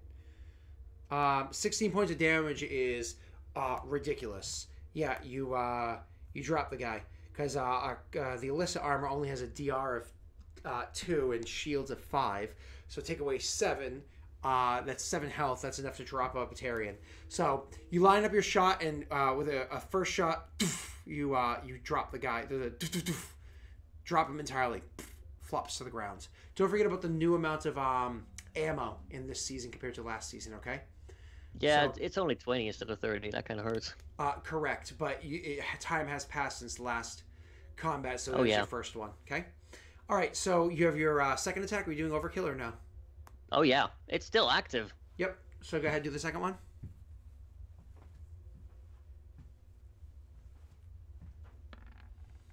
I'm 10. gonna use a party pool of luck point for that. Sure. It's a D6, sir. It's a 12. Hit last time, right? Jesus Christ, even more damage. So you drop the Yeah. second one running into the hole from behind, okay? I could have used that roll on the glass, but it's Yeah. fine. Would have been nice. So, more or less, 3 shots or ammo removed from your gun, right? So just remember it's 6. So the guy from behind, line up to the one immediately afterwards, and you drop that guy as well. So it's one of those things where the first shot takes out the shields immediately, second shot hits the leg, third shot hits him like between his shoulder blades, and he flops to the ground. Icarus, going the exact opposite tactic of you, instead of shooting the people from behind, has a further range weapon, aims for the one in the front running towards the ship. will take a shot with the sniper rifle. Come on, Icarus, don't suck. We were firing from high ground as well. Oh god. Icarus, why do you suck? Give up, Batarian. Icarus is not programmed for this. Yeah. So Icarus fires, poof, misses entirely. So that's one round. Because of the fact that they're running into the ship, Rick, I'm going to allow you to get one more. Because how long does overkill last? Remind me. One scene. One scene? Holy shit. I think so, yeah. As opposed to one round? I'll go look it up real quick. Oh no, wait. It's a once per scene and length is rifle skill +1. So effectively I could have just used it again. Yeah. And so you still have one more round of it. Yeah, I still have one round because it's rifle skill +1. Because of the speed at which you're firing right now because of overkill, again, with them running into it, I'm going to allow one more shot before they're all completely behind cover. Cool. Because you had that activated. There we go. It's a hit, roll your damage. That's 12 points burst, damage, that's 14. actually. So, 14, okay, because it burst. Yeah. That's enough, okay. So, once again, and you drop 3 targets right before they run into the hull. Icarus gets the one shot off. Misses entirely. That's the weight there, as you see, like, on the side of the gun, the red light, because there's one little blue blip left. The red light's like, dink, dink, dink, making its way back up to being fully blue and charged enough to make the second shot. So that's no second shots from him. Sid, you see this happening from as you're like running down the hill trying to make your way there. So the good news is 3 of those people just fucking dropped. Aaron, we're going to take the attention from them because that doesn't matter at the moment and bring it to you. You heard some shots going from overhead. You can't see what's happening because you guys hunkered down on the inside. And you heard the boots running. Also heard the shots. All that stuff happening. Bit of chaos. A little bit of time passes when all of a sudden the boots get really, really, really close. Roll for me a perception wisdom check, please. Gorgeous. So you've already fought in the ship before. You've already used this tactic in the ship before. So this is easy for you. It's not like you've got some mastery of echolocation or anything like that. However, you are familiar with this. So when these boots are coming, you know, like they're coming like right around the corner. They're going to be there in like 2 seconds. You get yourself crouched down low. Do you want this guy with you to pop out and fire at the people first before you engage in melee? Do you want them to, after you engage in melee, take people behind you? Like, how do you want the same time? After, so you want to go first. Cover me afterwards, yep. Cool. So you kind of like give a signal to him to like, and to hang back. And so you wait till this person comes, and right as they're taking that step around the corner where you're crouched down low, you're going to be able to like step out, pivot, and just jump and attack the person. Go ahead. Yep, so I attack. Now I'll describe the scenario afterwards. I'm going to make it not a hit. Okay, there you go. Using that fighter ability right off the bat. Cool. So you hit, do your damage. It's funny because even if you miss, you hit, you know? Yeah. Oh, would you like to describe how you pounce out at this person, your own description? Yeah, no, I pounce out around the corner. I grab them by their head and kind of like force them down to a chokehold and just break whatever I can get a firm hold on. Absolutely. So it's because of the fact you described the chokehold, we'll even say you can like snap the neck, drop him down low. When you see this, when you do this, there was somebody immediately behind him. Like we're talking effectively point blank with you with a rifle out. And right behind that person, there's 2 more. You only get the 1 attack, correct? Correct. So, what do? Do you just try to like drop down low? Like, do you want to? Yeah, can I still move? Can I, after grabbing him from the grapple, kind of like roll over to the other side of the door? Yeah, sure. So, like I'm not like immediately in firing range? So it's like a T in the hallway. That's like an intersection of hallway, T intersection. You stepped out, grabbed the guy, brought him into like the grapple, kind of like overpowered him, twisted his arm back, snapped his neck, and then seeing these people immediately behind him, getting the rifle out, about to just start fucking opening fire, you tumble to the side to try to get out of the way. He does open fire, hits his friend who's kind of like on his knees and falling over. But your companion now steps around, because he was around the other side of the T, steps back over, so they didn't expect you to come back so quickly. It's not you, it's somebody else. Steps out and starts firing his own gun at this person. He had his own assault rifle. His assault rifle is worse than the typical, but better than the ones that are with these guys. These clowns. These NPCs. So he's got a 2d6 instead of a... Yeah, 2d6 plus 2 instead of a 2d8. So he attacks that guy. 1 second, I'm sorry. And now we're making the assault rifle attack. And he hits! Hey! Actually does something. Fucking sweet. 10 points of damage. Takes out the guy's shields. Fucks the guy up a whole bunch. So it's that the shields are what, 5? So that becomes 5. Takes away 2. So he actually takes 3 points of damage. So he comes around, fucks the guy up. I described it as so we'd say it was a burst fire. So that's actually 5 points of damage the guy takes. So really hurts the Batarian that's there. Does this while strafing and goes back around the other side. So you guys just more or less crossed each other in the corridor, sort of a thing. There's still 3 people coming down it. At this point in time, I'm going to have you roll initiative. Give me 1 second to clear the initiative tracker. And you're welcome to do it whenever you'd like. You have no penalties or anything. Initiative. I'm going to have the bad guys all acting together. Okay? Mm-hmm. And your friend right there. I love how you never asked, like, hey, where's the other guy? No, I didn't care. You're like, he's out of the way. All right, cool. So, actually, Constantinia, you get to go first. Fucked up guys, kind of just got shot a whole bunch. He's in the very front. 2 more people behind him. Go. All right. Yeah, I'm gonna charge at him. Awesome. Are they all clustered up? They're in a hallway. So the hallway's it's because it's a main corridor. It is double wide, so you could like move up alongside him as opposed to just go straight to this one guy, or you could like hit him and move past him, sort of a thing. Okay. Because you have 2. Do you have 2? No, you only have the 1 attack. I keep forgetting. 1 attack, yeah. Why do I feel like you have 2 attacks? Oh, it's a dual wielding. That's right. Oh, that's a good roll. Dual wielding doesn't mean 2 attacks. It just means I take a minus to attack and a bonus to damage. Exactly. So, so you go rushing forward with your fucking 25 chance to hit. You go rushing forward, roll your damage, though it doesn't really matter. Beautiful. Oh my god. This person already took bullets, is already injured, has the rifle out. Describe how you rush up and take this kill. Same thing. I rush up and just using the momentum, just grab him, and throw him to the ground. Awesome. Again, just snapping his neck. I'll actually grab his weapon too. Sure. So it's one of those, like, you rush up, he's got the rifle, you kind of like smack it to the side with one hand, grab him by his throat, and do like a huge chokehold body slam sort of a thing. It's too much for his already injured body. He dies, and you snatch up the gun at the same time, are able to aim it at the other people opposite him. You've got a regular assault rifle in your hands now, which is wonderful. I don't know how good you are with it, but it's wonderful. It's now your friend's turn, who kind of like seeing, hearing all that stuff, is actually going to come up next to you.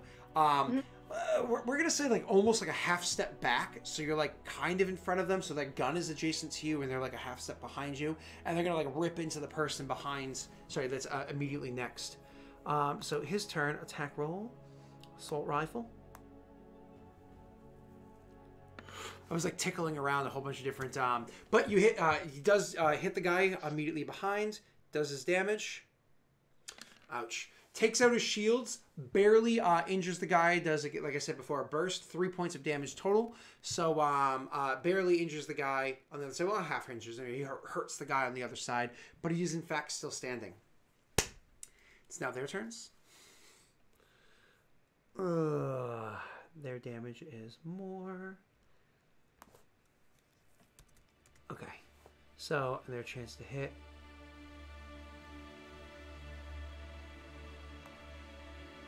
Let me make sure I get this right. Okay, cool.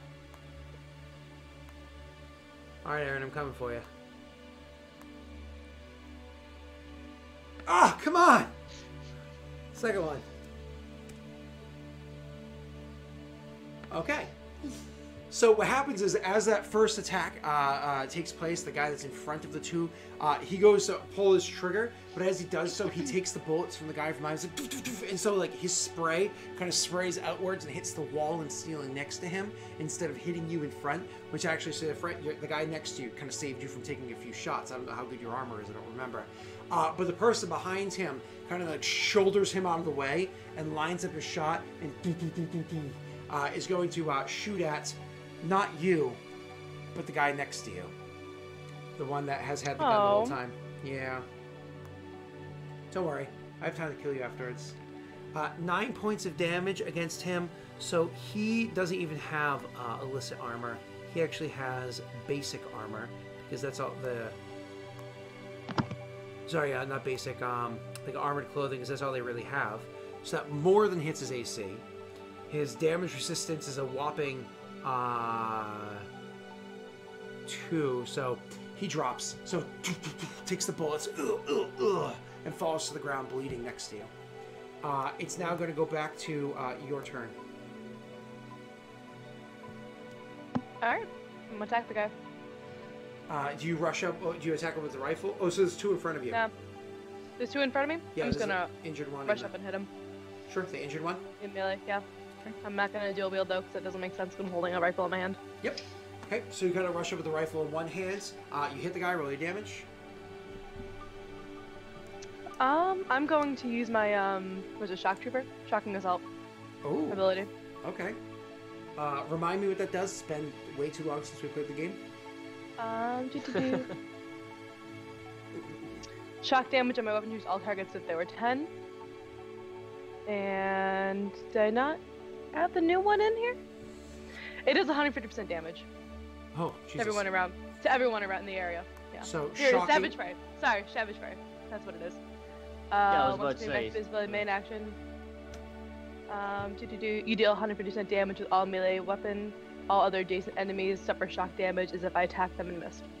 So you want to hit the uninjured person, allow shock to hit the injured person, sort of a thing, to spread it Yep. better. Okay, so you hit the uninjured person. Roll your damage for him.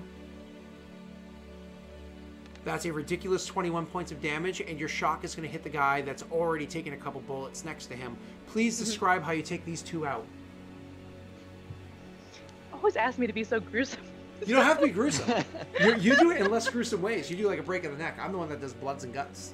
Go ahead. I mean, I kind of like look at the really shitty assault rifle I grabbed, kind of shrug, charge forward, grab the one, hit him down to the ground, and while I'm like down on the ground, I will like sweep back and knock the other person's leg off in front of them. Mm-hmm. Kind of a deal. Mm-hmm. And then like pull back and like just punch the other one in the face. Yep. Just kind of like just knock him clean out. Yep. Perfect. Awesome. So both of them are dropped. The guy that was with you is down and bleeding. What's your first thought as all 4 of them are now down, but your friend is also, well, your companion is also now down and bleeding? What's the first thought? I'm gonna go over to him. It was useful. And try to, yeah. I'm gonna go over to him and see assess the damage and how bad it is. Sure, absolutely. It's bad. So would you like to try to first aid him? It's first aid, intelligence, or dex, so it's your call if you want to. Yeah, we'll do it. Okay. You don't have a med kit or anything like that, do you? No. You don't have any metagels, nothing like that? Nope. Okay, then, or even, what do I call them, Citadel? So if you don't have any of that stuff... My armor was very expensive. You're going to take a I don't know if you remember. It's fine. You're going to take a -1. Okay. Wait, you could do first aid dex? Yeah, first aid, Really? dex, or intelligence. It's in the rules. It's in the rules. I've always used intelligence. Oh, This is great. Smart boy. So the first aid DC of 6 without having any metagel or citagel or anything like that, you try to do what you can to patch this guy up. He's not doing good. You're welcome to try again if you'd like. The DC just gets a little bit higher. Please feel free to do so. Still the -1. Did I do the -1? I might not have. You can double check. That's not with the -1, so it's really a 7. Okay, and then unfortunately, this is the last chance that you have. You have 3 rounds to try to save somebody. So, this is the last chance you have to try to save this person. As they're kind of like, Live, damn you, live! Is that what the -1 applied? I did the -1, but I think it's coming up in the wrong spot again.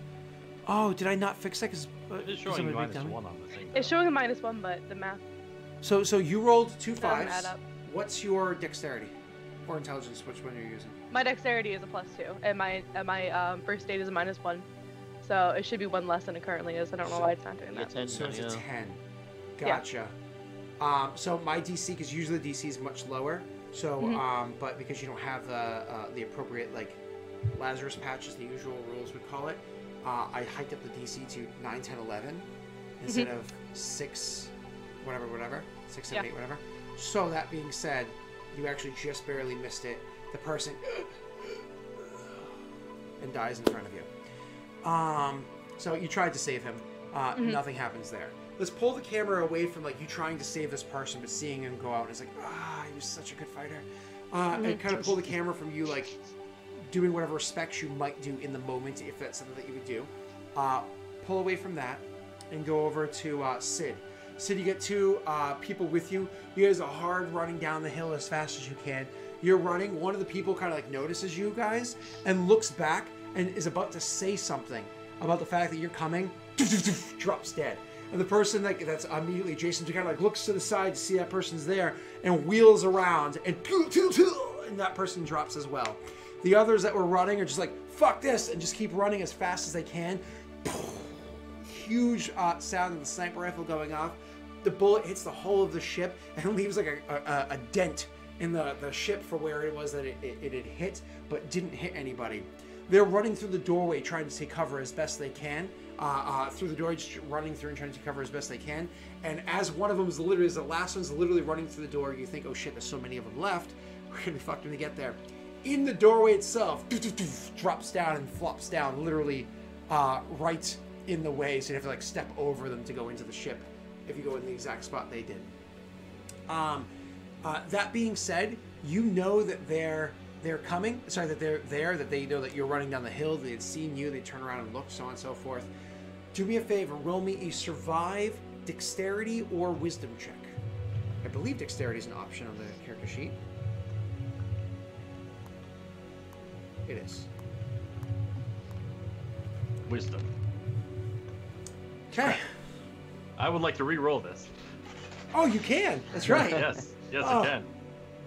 Don't forget party pool of luck too. You want to use that before you re-roll? Uh, So you do the 3d6 drop lowest? yeah, sure, why not? All right, Yeah, cool. points. So don't forget the green button. Wait, delete. Right, look, point.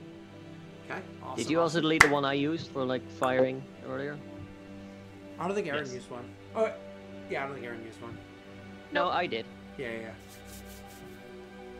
Oh my God, Frank! Wow. Oh crap. Oh my God! It's rigged. You re-roll it. You roll better, and it gets so much worse. Oh my God, that's amazing. I'm so happy. That is bull crap. That's amazing. So, oh, that's so good. Oh, sorry. So, more or less, they are so the 2 people that are running with you. Like, come on, let's go. And you're trying to like stay out of their line of sight, and you're trying to not get. But the problem is like where you run, you end up tripping and stumbling over some rocks that were there. So that, as we know, the ground is very dry, very crusted. It's a desert here, but there's also bits of sand here and there. You actually step into a spot where you assume the ground is hard with a little layer of sand, but it ends up being a bit more sand, and it trips you up. It's like, oh shit, my foot sunk in more than I expected. It trips you up a little bit, leaving you exposed. So they definitely have a shot at you, the people that are in the doorway that turn around to fire. I'm actually going to take 2 shots at you guys that are there, but I'm going to randomly place these shots because I don't have anybody specific to shoot at. So I'm going to roll 2d6. Frank, what number would you like to be? Choose 2 numbers, sorry. 2. 2 and? 1. 1 and 2, it's you. One of the shots is going to be at you, be the second one. All right, first fire.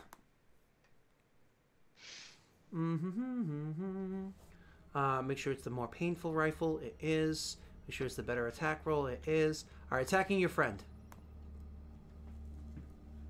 That is a hit. Damage against your friend. That person's toast. So they take 11 points of damage. I'm next. Yep. I have 11 AC and 11 health. They take 10 points of damage. Take the bullet and drop. Next one's going to be against you, Frank. It's a crit hit.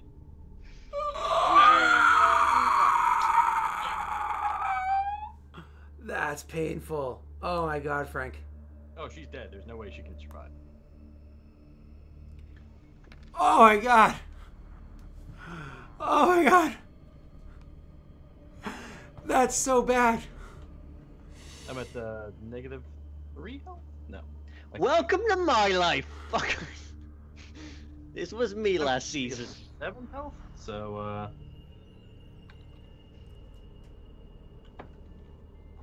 Frank, what's your health? 11. What's your DR? 11. Your damage resistance. Yeah, 11. You have 11 damage resistance? I have no idea why it's 11. It's just 11. Now, armor DR is definitely not 11. You Yeah. need to be wearing like heavy armor to get I like. have armored cloth, so I don't even think I have DR. Yeah, probably 1 or 2. I think depending I on did the quality. that for damage. It's so- probably 2. Because it's probably the, yeah, it's 2. yeah. Because of the quality of it. Do you have shields? No? No, I'm still dead. Oh, God. The problem is that was... So that you're more or less a 13. You're forgetting that's a critical hit. That's doubled. Yeah, It's a I'm 32. dead. This is what, -19, I think? Yeah. Ouch. Rick, you take the shots. The people ran into cover. Did you immediately get up and start running down the hill to join them? Or Yeah. did you stay up here? Okay. I would have started running anyway. I would have told Icarus like, get the injured one into cover. Oh, God. I'm hoofing it. Rick, you need to roll me some really good survival checks. Sorry, is it survival, right? To hoof down there? No, it's exert checks to get down there. It's con or strength to get down there as quickly as you can before time runs out. How many points do we have in a party pool of luck? Enough. Yeah, I'm gonna use one of those. And I'm gonna be rolling with Constitution. Oh, God. You start hoofing down there as quickly as you can. Icarus is doing what he can to join up with you, right? And you're hoofing it down there as quickly as you can to get there. You're making great ground. It's one of those things where you're running down the hill, but then all of a sudden, like, as you're getting to the bottom of the, like, near to the bottom of the hill, you see the shots go down for the first person. You're like, fuck, and you, like, hoof off of, like you actually take a decent sized drop and, like, ugh! But, like, all the mechanical aspects of your body take the hit. Now, everything's itchy and burning and hot, but you take the hit and you just start running, like, almost like Portal style. It's, you just take the impact as you hit the ground and then start hoofing forward as quickly as you can. Roll me a second check of the same thing, exert, strength, or con. Sure, we're gonna go all out once again. Oof. You're trying to get there as quickly as you can. Unfortunately, just this terrain is not the easiest thing to run on for you. By the time you finally get, to Sid on the ground, lying there, it's been a bit. You're gonna have to roll me. You slide to you just kind of like running up and you slide next to Sid. You bust out your tools as you're doing so. Try to get there as quickly as possible. You're gonna have to roll for me a first aid check. But hold on. Before we worry about your first aid check, before we worry about all of your talents, before we worry about party pool luck, before we worry about everything, for your only one shot to save her. Because you only have one. You have Metagel, don't you? I do, yeah. Yeah. Before your only one shot to save her. We'll worry about that in a second. That person kept running forward to try to get into the doorway and take a shot at the people shooting at you guys. So let's get NPC back open.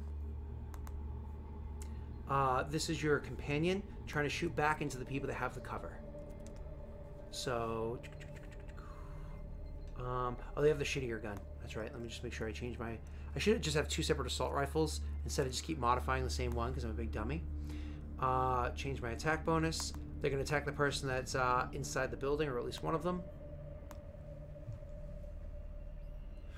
Unfortunately, their attack is shitty. Give me a second to set up a second assault rifle because I'm just annoying myself. Assault rifle. I'm going to do this one as dash crap.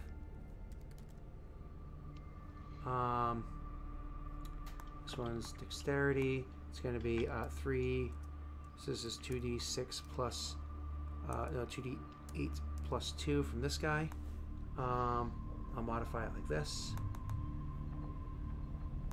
Okay. That's how we'll kind of like handle this situation. Cool. Where's that there? Alright, good. This will make it quicker going back and forth. Oh, not melee. Rifles. Alright, here we go. Attacking. At the civilian that ran with her. Ooh, it's actually a miss. So that same civilian rushing forward and now be able to not have to deal with any cover. Rushes forward, it lands on, gets to like the outside of where the hole is, throws their shoulder against the hull and starts trying to shoot into the doorway to fire at the people on the inside. So here's the crap one. There we go. All right, here we go. Attack roll. This is a companion shooting on the inside. Unfortunately, it's a miss. Now it's the 2 people on the inside shooting back out at them. That actually is a miss, which is hilarious. There's an 11 is what you need to hit. That's actually also a miss. But on top of that... That firefight is just turning into, like, the A-teams, like...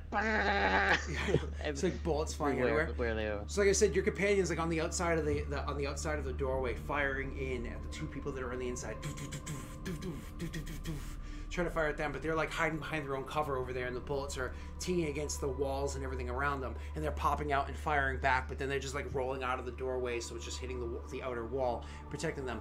Icarus, however, the whole time has been kind of like lining up a sniper rifle shot, trying to wait for the right moment, and Icarus is going to shoot at one of the people on the inside with a sniper rifle, but he's going to take a penalty for it because of all the cover and everything. Oh, did you see that? It rolled off of the 20 and onto the 2. Oh, that's painful. Oh, that hurts so much. Yeah. So Icarus with this first shot, of course, misses. And then is lining up and waiting for a second shot with the sniper rifle as time goes on. Lines up with a second sniper rifle shot. -2. Because of the rounds that pass while you're running and everything. With his second sniper rifle shot, he lines up at one of the people on the inside, takes a shot. And blows the fucking guy apart. You know, and it's just like... Sniper rifle just takes them out entirely. Now we're going to pull it back. Now one of the people on the inside, because of Icarus is out of rounds for the moment, is not going to be able to do anything. The other 2 people that are on the outside and inside of the doorway are still shooting at each other. It's going to be bad guy's turn first. But before we get there, Rick, luckily this person's like soaking up bullets, so you're not taking them, right? And that's why I kind of had to play that out. Rick. That's fine. On your knees. Slid to your knees or whatever, over by her. You have your equipment out, you have your metagel out, you have everything you need. It's their only chance to be saved. Do you use Party Pool of Luck? Of course. What is your regular roll with first aid? 3d6, drop lowest 1. So you're gonna hit that because of medicine. You're gonna hit that elusive purple die, which is 4d6, drop lowest 2, which is amazing. Oh god! Don't forget dexterity or intelligence. Oh yeah, I'm gonna use dexterity now for a free plus 1. She died the way she lived, I don't crashing wanna be here. into the ground. There you go. Go ahead. Go ahead. That one. No, that's fine. All ones. It's fine. So, still very much unconscious at the moment, but getting over there, using metagel to the best of your ability, the most precise location, so on and so forth, you are able to stop her just in time, stop Sid just in time from dying. We're talking the heartbeat stops, actually completely flatlines, not breathing, not anything. You get all the metagel, you're like, fuck the heartbeat, that we can deal with that. You get all the metagel in place to make sure that the most trauma possible is ready. And then because of the way metagel works, you throw one more splotch like right on the chest and then use your Omni tool to settle a jolt into the chest itself.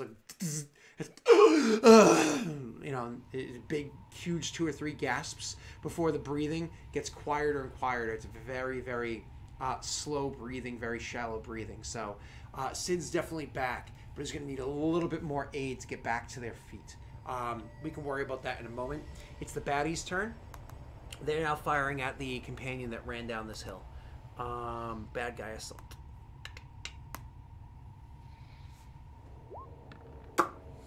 At your friend on the outside of the doorway. Oof. Hits the person. They drop. Okay. So let's hold on one second. Cool. Rick, do me a favor. I'm gonna clear initiative. I'm gonna roll initiative for you, Icarus, and sorry, initiative for you, Icarus, and that guy to see kind of like who could act first. Icarus can't act this round. What about the other guy who only has half a leg? Oh, fuck that guy. He's only alive because Rick is awesome. Yeah, but he's also overwatching with a rifle. Eh. Where is Icarus? I need to click him. You know, the fun thing is, I will act first regardless of that roll, because I've got the adrenal pump on ever since the fighter was like, "Phew." All right. I didn't even see what your roll was. For some reason, you didn't appear on the map for me. There we are. Oh, it didn't. Oh, yeah. It's probably because I don't know. Maybe it's because you didn't click your token. No, I've definitely got my token selected. I renamed my sheet, so it's like, Did you roll one? Oh, that's weird. Hold on. No, Did you press the initiative token, or did you press the macro that says adrenal pump? Adrenal pump. And it still So that should have been a 7. Hold on, because what I'm seeing here is that you rolled A flat 3, yes.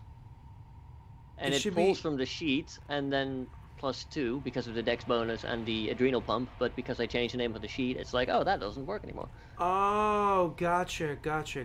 I did that the other day. Yeah. So do you have to like redo it? Is that what you're doing right now? Do you have to close yourself out and start up again, or is this something I'm just gonna have to deal with later on because now is just not the time? Shouldn't take too long.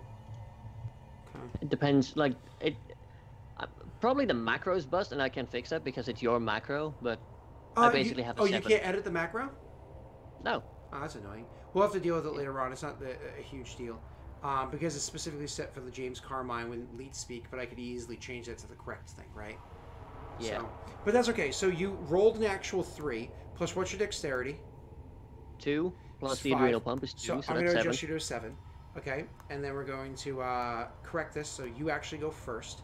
So that person is inside the doorway. You're down on your knee right now. Person inside the doorway, and all of a sudden you get Sid. Okay, and then like your attention's on Sid, and you're like, all right, Sid's alive. And then corner of your eye, see something. You look up and see that person drop.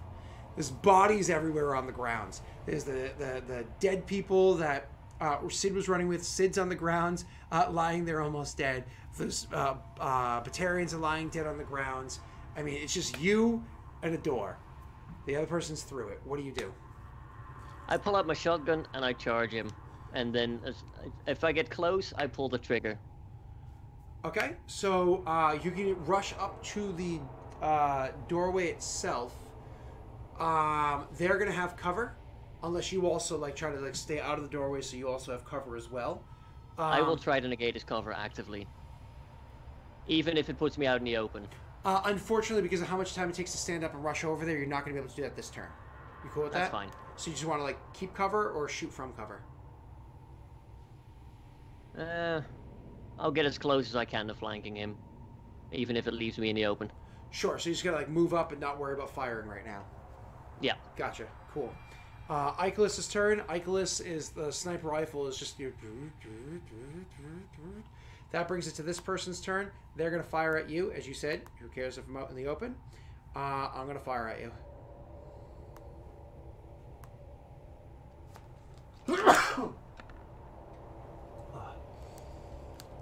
That's you. I got. Oh shit! That's a hit, and you already used your auto hit this turn, didn't you? This combat. No. Oh come on! Say the words. I specifically asked, "Are we out of combat now?" You said yes. Yes. No. I remember. I remember that. Oh, yeah, I remember all of that. Yes. I just thought you used it this combat too. Go ahead. Tell me what are you doing? I used 30 points of luck to hit. I didn't use the auto hit. Yeah. Are you negating this attack, or are you going to take it? I am negating this attack. Because I don't remember how much you have by kinetic barrier. So. Take 5. Oh yeah, you're negating the attack. 5, but this is how much I would have hurt you for. So, you negate the attack. It's now back to your turn. You have more than enough time to just walk up to the person's fucking face with a shotgun. Yeah, I'll get close enough to not be in melee and still negate his cover, and I'm just gonna blast his face off. Make your attack roll, Rick. Roll a 1.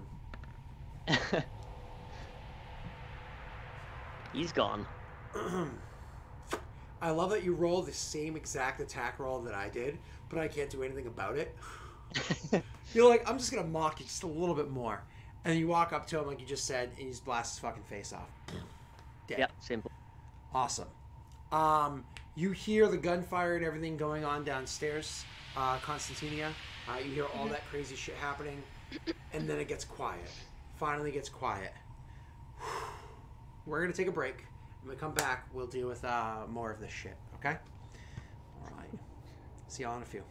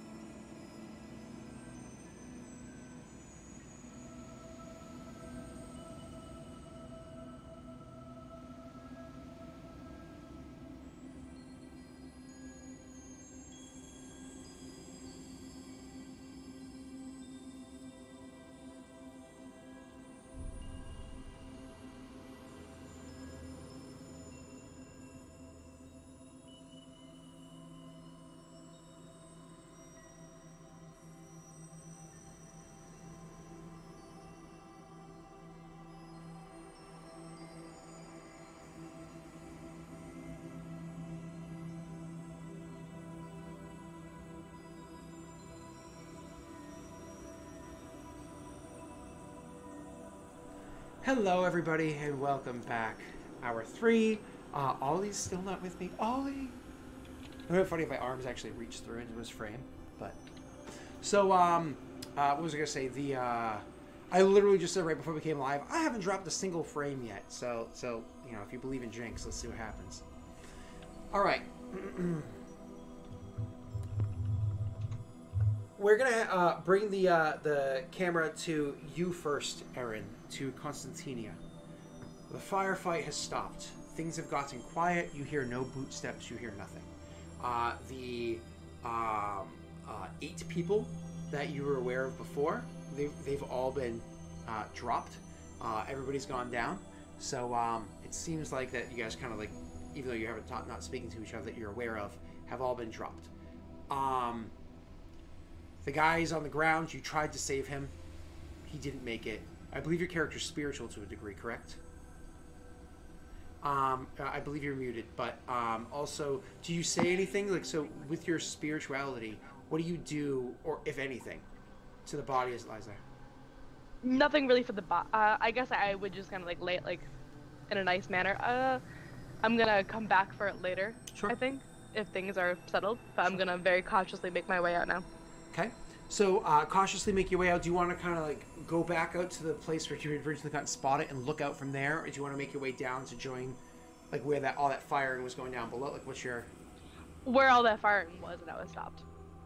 So you start making your way down within the interior, trying to like use stairwells or whatever. Again, you have the map. Roll me a perception wisdom check, please.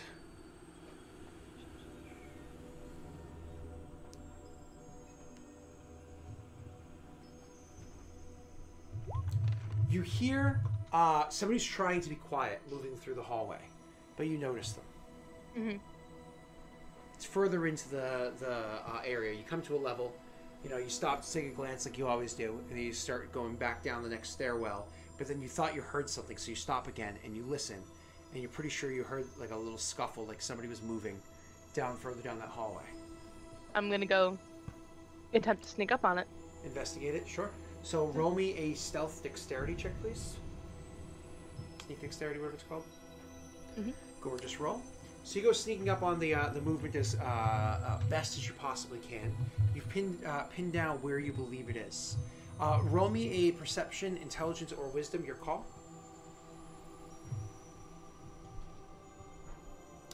Before you act, when you're like right on top of where the person is, before you like jump out and attack or whatever it is, you look and you actually see it's the other soldier that was coming with you, but was really screwing up all the stealth originally. And so has hung way the fuck back. So now that soldier is actually, you notice them. They can clearly tell that you've come to this, but they don't know that you're like right there and ready to pounce on them if you wanted to. I will just sigh very loudly, making my presence known, and then just walk away from him and continue doing what I was doing. So hearing the sigh, they kind of like looking up and be like, oh. Gets up and starts walking with you and is like, where is my friend? He didn't make it. Ugh. And, you know, kind of like says a couple words to himself, and then it keeps walking on with the rifle following in tow behind you. That happens a couple levels above you, so it's not like he walks by his body or anything. Yeah. But just stays quiet and follows you. You make your way down the stairs. Frank, down below, what is it that you... Sorry. Rick, down below, what is it that you immediately do after the firefight ends? That guy's brain is splattered on the wall behind him. I look to secure the area, see if there's any more Batarians moving around. And I bleed. Roll me a perception Yeah, wisdom check. Or intelligence, either one.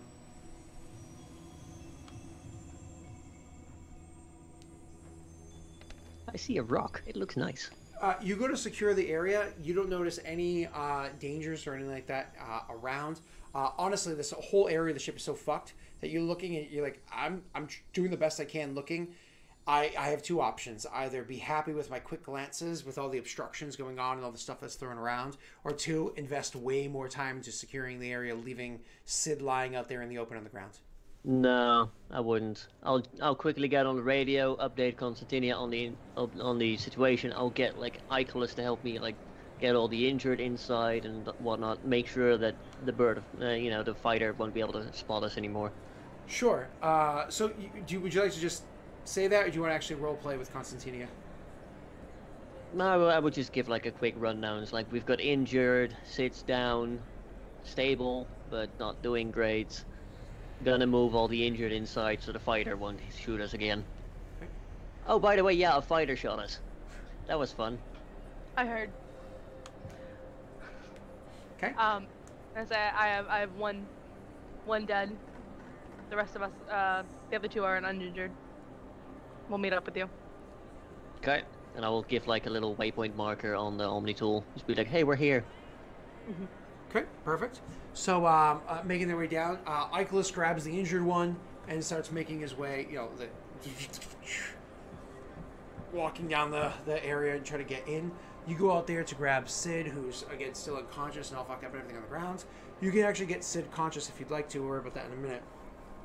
After you get Sid, like, thrown over your shoulder, and to the best of your ability, trying to bring them inside the vessel, roll me a perception wisdom check, please. Thank you. I see another rock. Oh, God.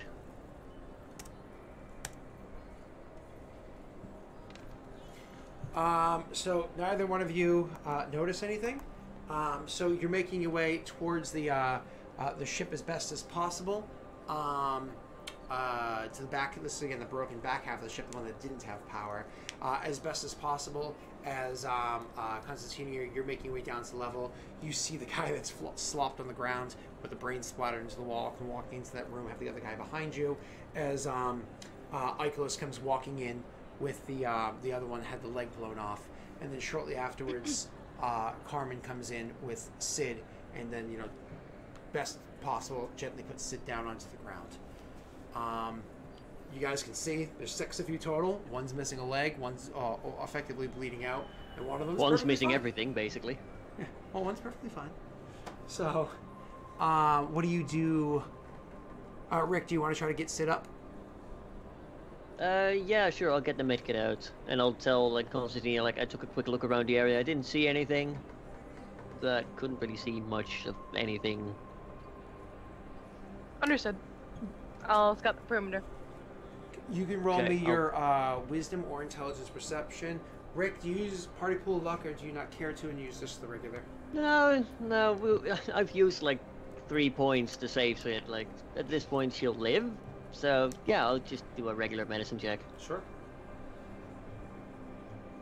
Which for you is not regular. So. I mean, it's still pretty good. Sid, you are up. You have a health point, but that doesn't matter, because if you take so much as 1 point of damage, because of the way you're critically injured, even 1 point of damage kills you. You're in the state that we call fragile. Okay? She is definitely in a fragile state. Yeah, that is not an overestimation. Probably, gonna trip and fall soon. Hi. So, you know that Sid is in this messed up state. Rick. Carmine, could you roll me a lore intelligence check? Sure. They might not fit very comfortably. However, it is possible Sid could fit on one of those illicit armors off of the Batarians, potentially giving a little bit extra cover. However, whether or not Sid is proficient with that is a different conversation entirely. Yeah, I would definitely raise the subject after being like, hey, fool, you nearly died. How did that charging down the hill work out for you?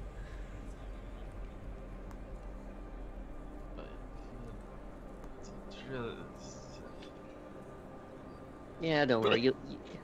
You'll enjoy the medicine high for a bit. It's fine. The pain won't come until later. Now, we could get you into one of those Batarian suits. It's not going to be fancy, but Get that filth away from me. She's not proficient. it would keep you alive. Also that. Wait, do you need proficiency for illicit armor now? Yeah, it's always been 0. Illicit and basic both need 0. Illicit's more or less cheap basic, yeah. Yep. But go ahead. It applies a penalty, but that's okay. Go ahead. In the RP. Well, it's your funeral. I won't be able to get you up another time. It's enough of a miracle as it is.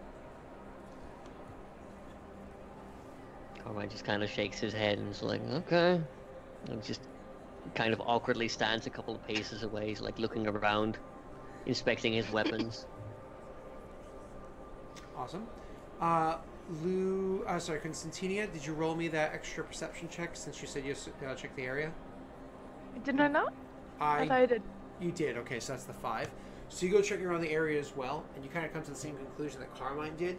This place is just absolute shit right now. It's just because of the fact that it was blown apart, things thrown all over the place, whole walls and everything bent in. It's really hard to like check the area very much. However, you all do kind of come to the conclusion with a little bit of time that the back half of the ship seems to be relatively secure. All 8 of the Batarians that were back here are all dead. As to whether they were all back here or because of what happened with Constantini before, more came from the other ship and made their way over. Doesn't matter. It seems like this place is secure from like what you were all able to figure out. The problem is the other ship is what did I say to you before? About 2 kilometers away from this one, and that's one that has power, and so theoretically has more Batarians in it. Was that the part of the ship where they were loading like stuff into the ship? Correct. Okay. What I would suggest is swapping like my shotgun with Icarus, so that I have the sniper rifle and my assault rifle, and that I basically set up like halfway and like use the extreme range of the sniper rifle to like scope the area quite literally and take out any Batarians that I might find, while also keeping an eye out for that fighter plane that might be coming back. Icarus doesn't explain why, but simply tells you that is not an option. Okay, fair enough. I'll just take that as like someone saying, no, I don't want to give you my rifle. That's fine. However, Icarus does offer to scope out the area instead of or with you, if you would like. Yeah, I'd be okay with that. Another option too, I believe before the session started you had a question for me, Rick. If you wanted to do what you were suggesting, you could actually roll a check to salvage stuff now to make something like that happen instead of doing the scouting, if you think that that's more important. We're not really in a state to launch an offensive on what might be more Batarians now. So yeah, I think I will go for the salvaging instead and like try to find some useful parts. So Icarus is going to kind of head back up to the area where Constantinia was before, to have a vantage point up high, scope, searching around and whatnot for a while. You're going to go around and try to salvage up some parts to put together the thing we had discussed. We'll get to that in a minute. Sid is obviously just kind of like sitting there for a little bit and taking in the surroundings, trying not to overexert herself. Though, does she have any specific tasks? No, just rest and recuperate. The 2 NPCs have rifles. One's missing a leg, so he's defending himself. And the other one picked up a Batarian rifle, so he has a better one.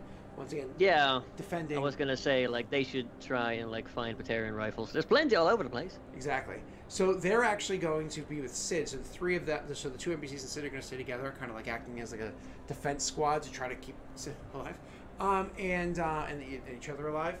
What's Constantinia doing? Anything specific? Does she want to move forward or hang back? I kind of want to scout ahead a little bit. Sure. And see like if I can find like any good advantageous points while being sneaky about it. So. Sure. So you actually caught out. My apologies. You want to leave the ship, and like I said, it's a 2 kilometer trek to the next ship. However, because unlike the trek to get here, because of like the fact that the ship was blown apart, it was cracked in the middle, and there's tons of shit spilled all over the place. There's loads of cover between here and there with just chunks of metal. Sure, that it's not like you can instantly go from cover to cover. Sometimes it'll be like you could be jogging for like a solid like 20 seconds to get to a piece of cover, but there's a lot of cover between where you are and where it is that you would inevitably be going. The plan is to start stealthing ahead. Yep. Perfect. Maybe even doing what I was doing before with my Omnitool and intercepting communications. Maybe doing a bit of that. You're still a little too far to be able to pick up the communications from over here, but it's definitely an option. Do you say like any like that stuff out loud to the party that you were doing that, or? I'm gonna let Carmine know that's what I'm doing before I go. Sure. Ever the creeper and always listening in on conversations, Icolus picks this up as well and actually responds inquiring what somebody had said before, that there's power at the ship over there. So it's like, you had said there's power there. Yes. It is possible, if it gets close enough for a clean signal, that I could tap into whatever programs they have running. I kind of look at this massive robot and try to calculate my odds of being able to sneak it close enough to the other base. Or the Very other slim. part of the ship. Very slim. I will go ahead first and see if I can make that possible. Icolus agrees, and like kind of like he's gonna go up to where I was saying before to like take advantage, and actually, because you're sneaking ahead, agrees that they will more or less try to keep an eye in front of you and try to scope out in case there's any dangers from where you're going and whatnot. So Icolus is going to more or less patch so that we can communicate with the other ones, but more or less like leave an open signal between the two of you right now. So you guys can kind of communicate pretty quickly if any shit's happening. So you're going to start heading out, Aaron. You're the only one that's making rolls at the moment. Please roll for me your stealth checks to move forward. Icolus is also wrong, but Ollie's not here, so I will do it. For his perception checks. He can roll perception intelligence because he's intentionally looking for stuff. It's better for him. I still have not used any of his invested abilities because I didn't want to use that without his say-so. So I didn't like overdrive his intelligence or anything yet. Icolus is the worst. He rolls such shit this entire session. It's so bad. I feel bad for Ollie, but like... Well, he's in power save mode. It makes sense. Like, oh, man. Oh, God. I just roll so poorly consistently. I mean, the 6 isn't the worst, but like I don't get those moments, All right, so you're sneaking ahead and doing a wonderful job sneaking. Actually, at some points in time, Icolus will even inquire, like, I've lost track of you. And you have to be like located. And then, like, you'll start moving around and still try to, I've lost track of you. Located. And then that happens, like, several times before you're like, what the fuck's wrong with this robot? And is once again still trying to like see ahead. Roll me. That was a beautiful check, Aaron. You rolled so well. It lasts for a good portion of your trek there. That's actually half a kilometer to the other one. Roll again for me for another half a kilometer towards the other vessel.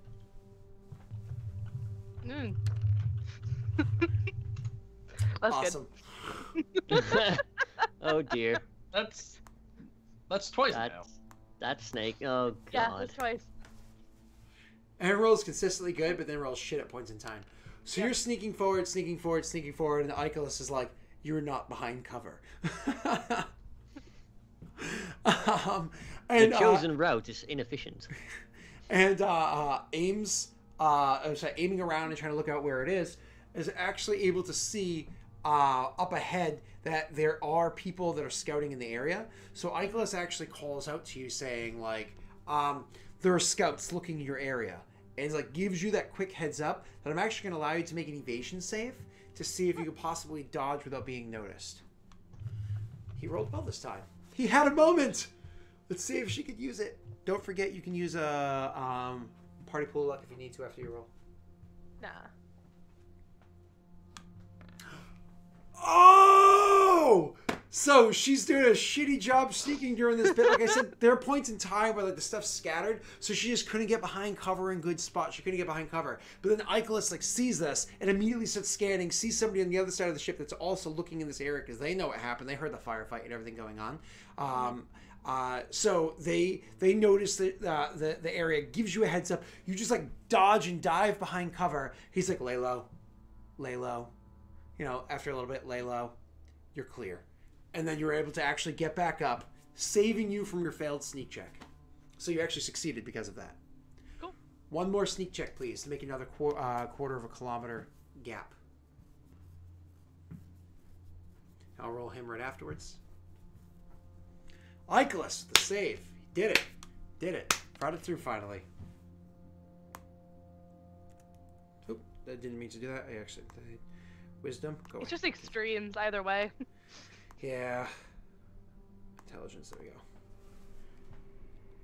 go. Okay. So, and you're able to keep a pretty good stealth getting up to that area. Now, because of what you had specifically said your tactic was before, being a quarter mile away, I don't know if you wanted to go the rest of the gap or not. But you're actually close enough you can try to look for signals, if you would like. I'm sorry, what was that? I was reading Holly grumping in the chat. Oh. So what was the question? I vote to officially strike this episode from canon. Nope. So, Oh, sorry, what was the question? you are, sorry, you have only a quarter kilometer between where you are and where the next vessel is.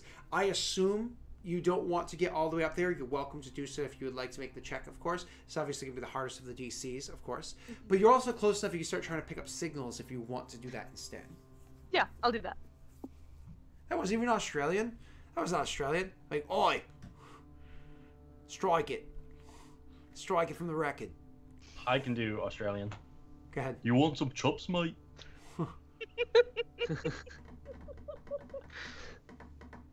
It's New Zealand for people who don't get the joke. So what do you need me to roll, Scott? If you're doing the signals, it's going to be decryption, and that's intelligence. Okay. Actually, not doing terrible with this. Yeah.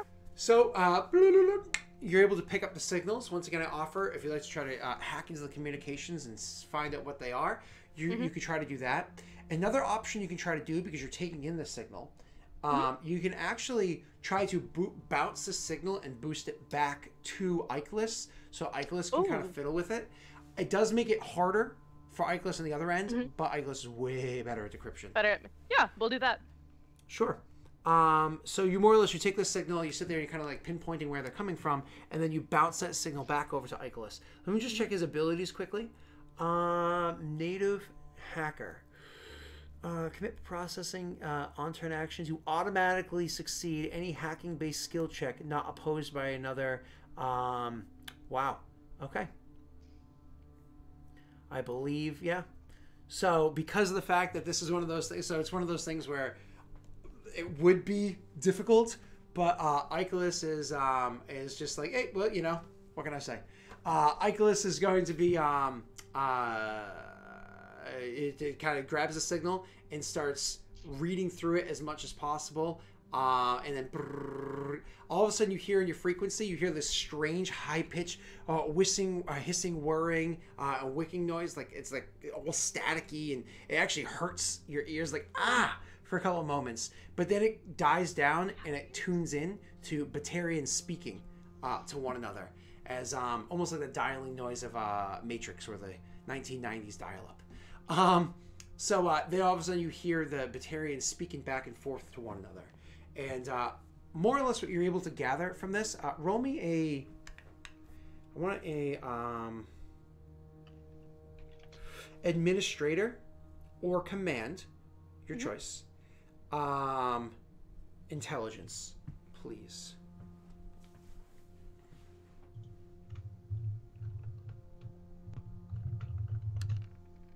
Okay. So so you sit there and you're listening to like the commands and everything that they're saying. You're trying to like pick up like what it is that they're trying to do, but you're having a hard time understanding it. Icarus would also be analyzing this, but he's spending too much time like kind of decrypting it and sending the signal back to you, so he's not processing enough to make a roll, because I'm not going to have the PC doing everything. Effectively NPC doing everything. So he's unable to process that information right now.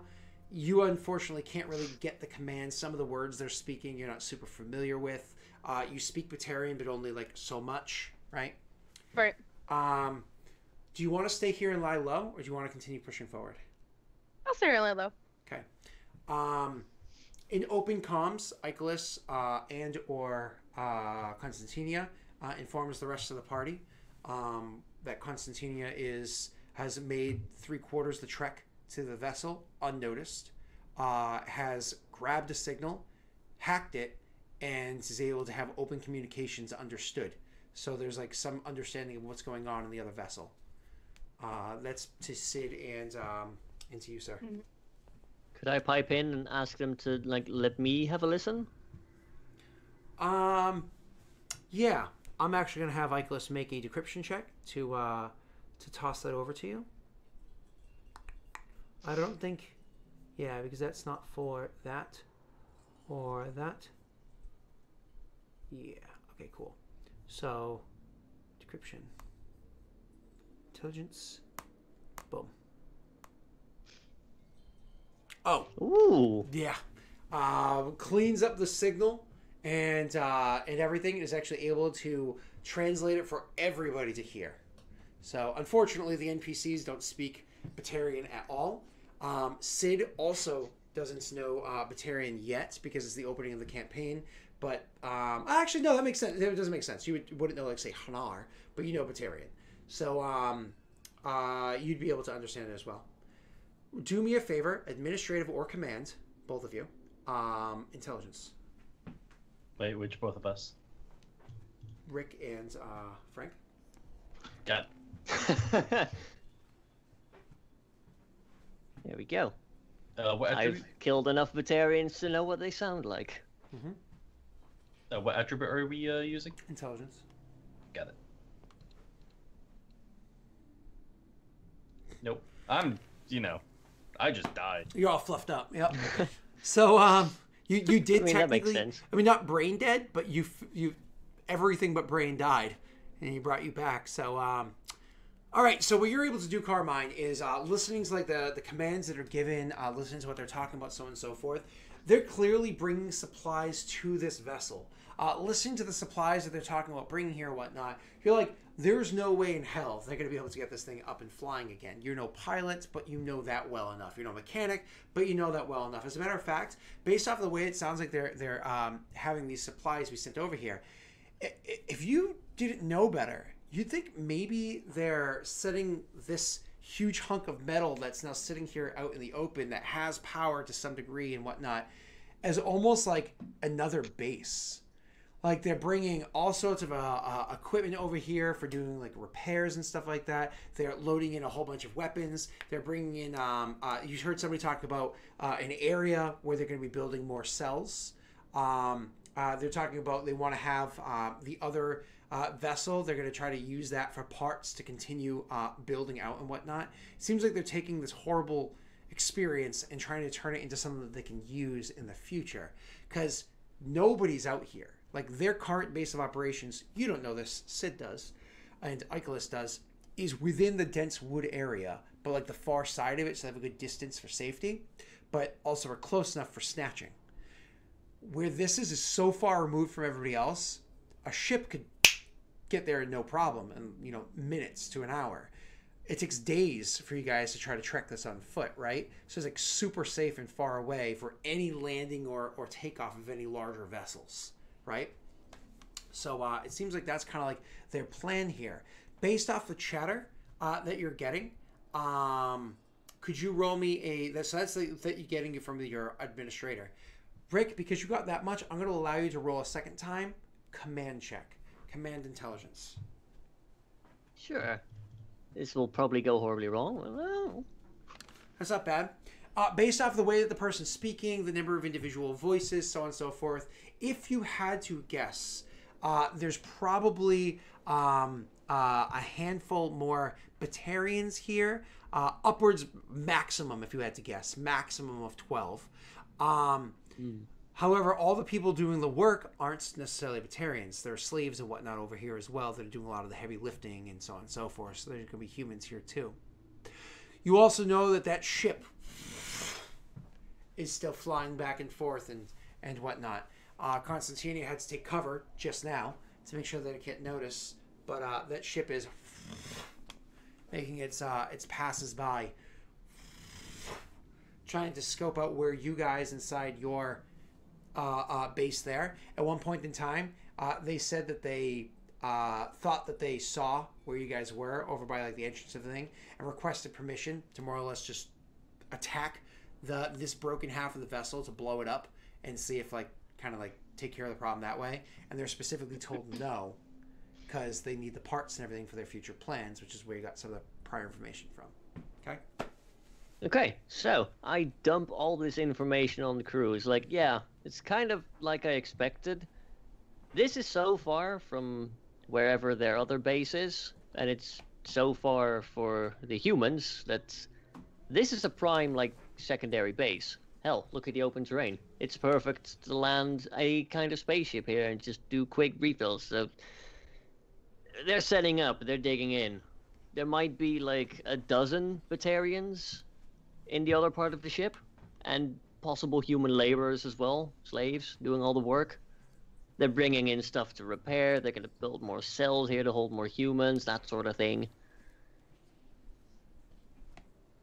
A dozen isn't so many.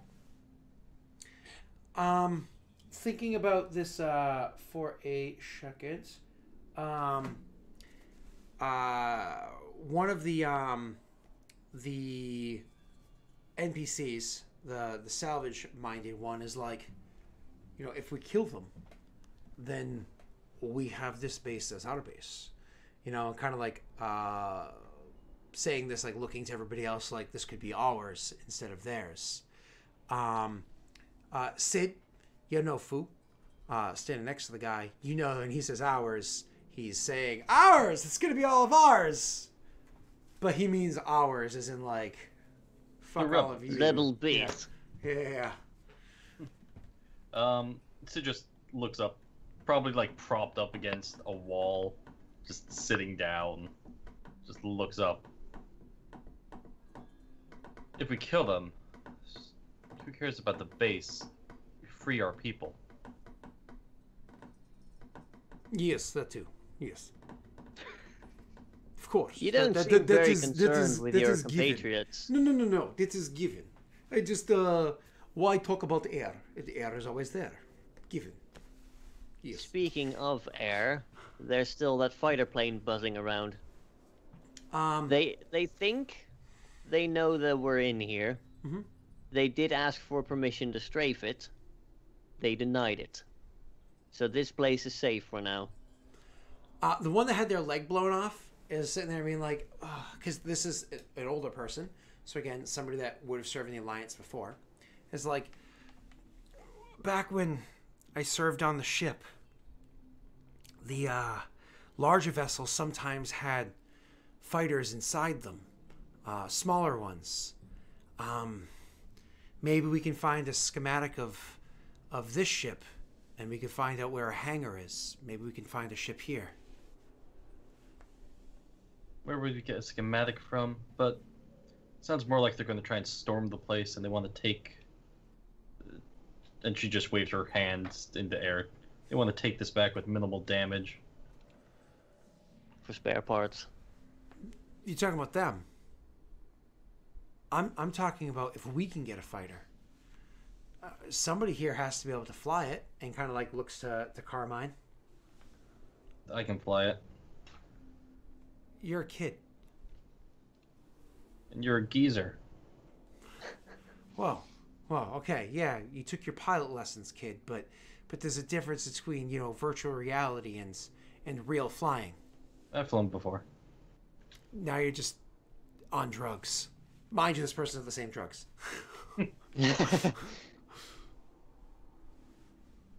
I look over to Constantinia. You've been I'm on not this there. ship before. Oh yeah, that's true. Well, that solves that issue then. And that's why You can radio me. Sid said, where are we going to get schematics from? Yeah, it is open comms. I get on the Omni open Tool comms. radio. It's like, Constantinia, you were on this ship before, right? Yes.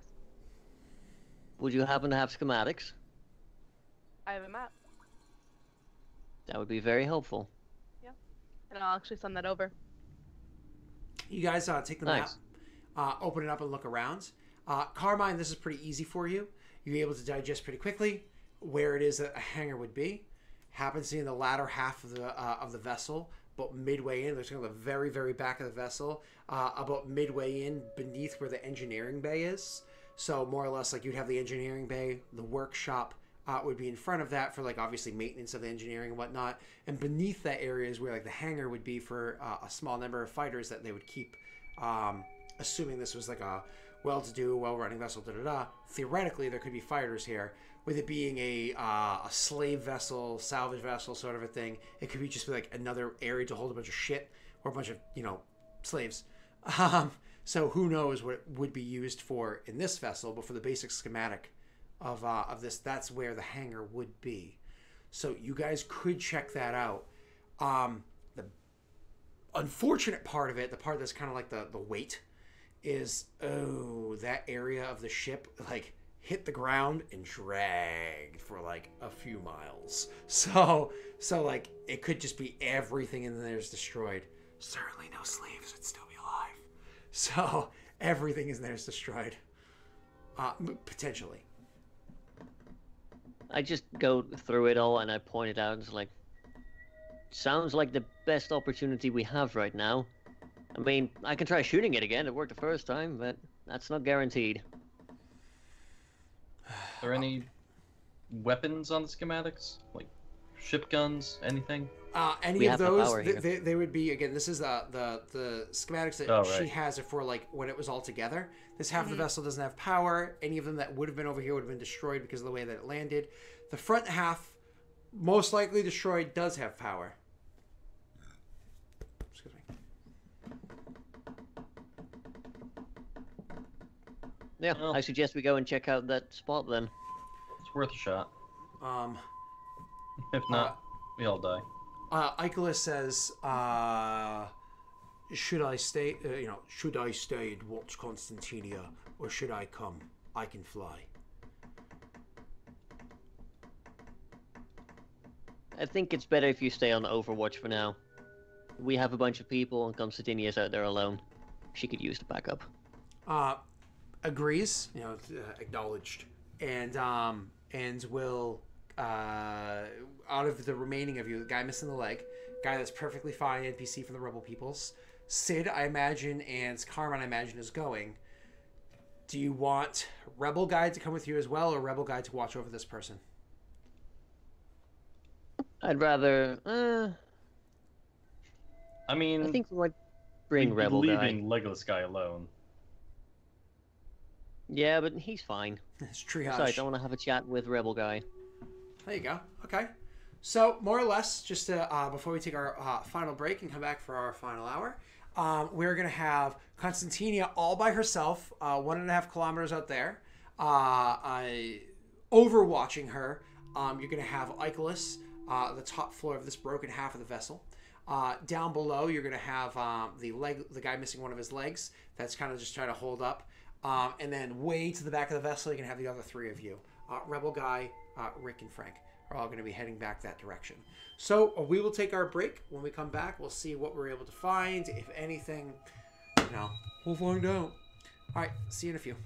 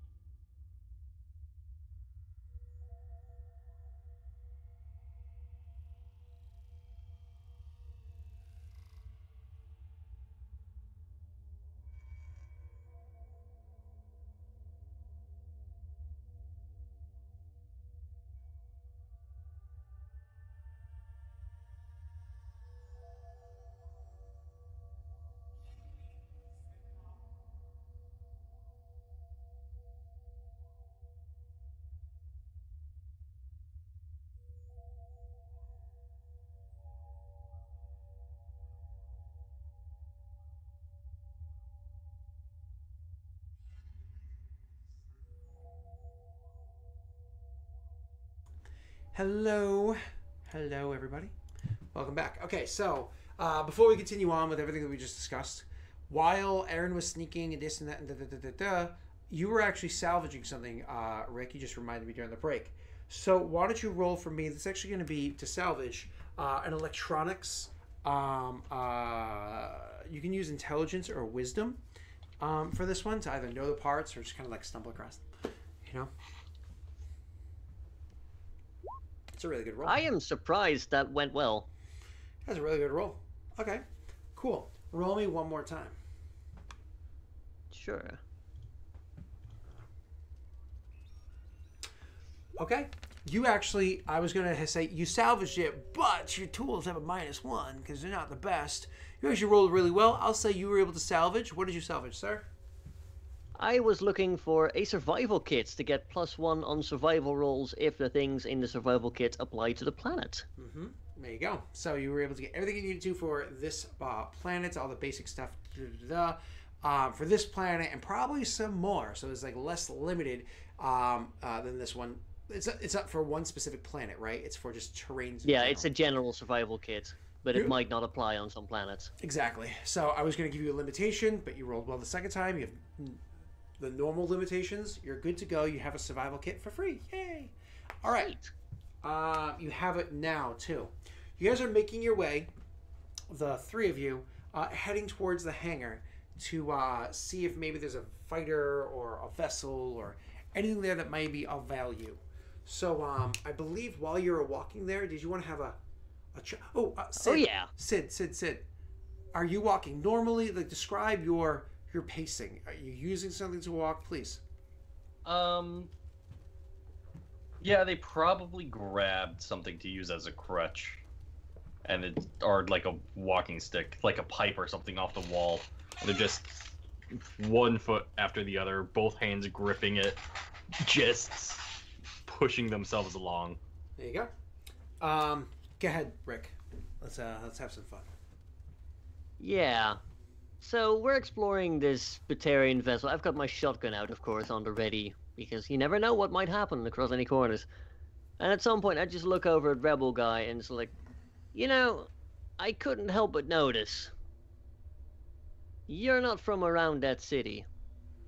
And your equipment is much better. What's happening on this planet? Disagreement. Not much. Not concern. Seems to me like you should all be sticking together in a scenario like this to get the best survival chances, but looks like you and the other people have disagreed on that approach. Stick together. This is what we want. However, this mayor, and then again, just dropping the accents, wants to force everybody to share everything. Sid says, turning to you, do you share everything you find? Hell no. I have my own stash. Well, I have a few stashes. The idea that you put more work in and get the same amount as the lazy guy next to you doesn't work. We're willing to share. You find water, you share water. But it's still your water. Not you find water and it's everybody's water. Because maybe somebody else should have looked for it.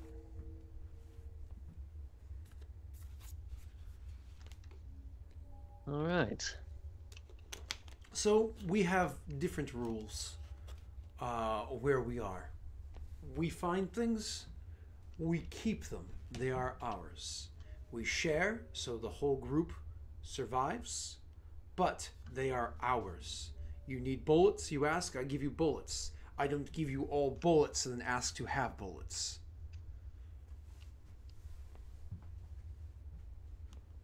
I can see where you're coming from. So where do you guys reside? I noticed that you came in with Icarus the other day. Of course, I understand if you're not willing to tell me. It's not I'm an secret outsider, of anymore. course. It's not secret anymore, and you, they're aware of where it is. It's not far from there. It's actually closer to where Michael's home is.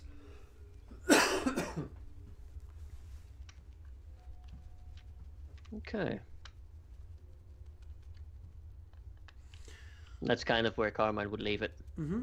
Sure. So it's one of those things where I imagine Carmine at first is like, "The fuck's up, buddy? What's up with this?" And then he's like, "Actually, that kind of makes sense."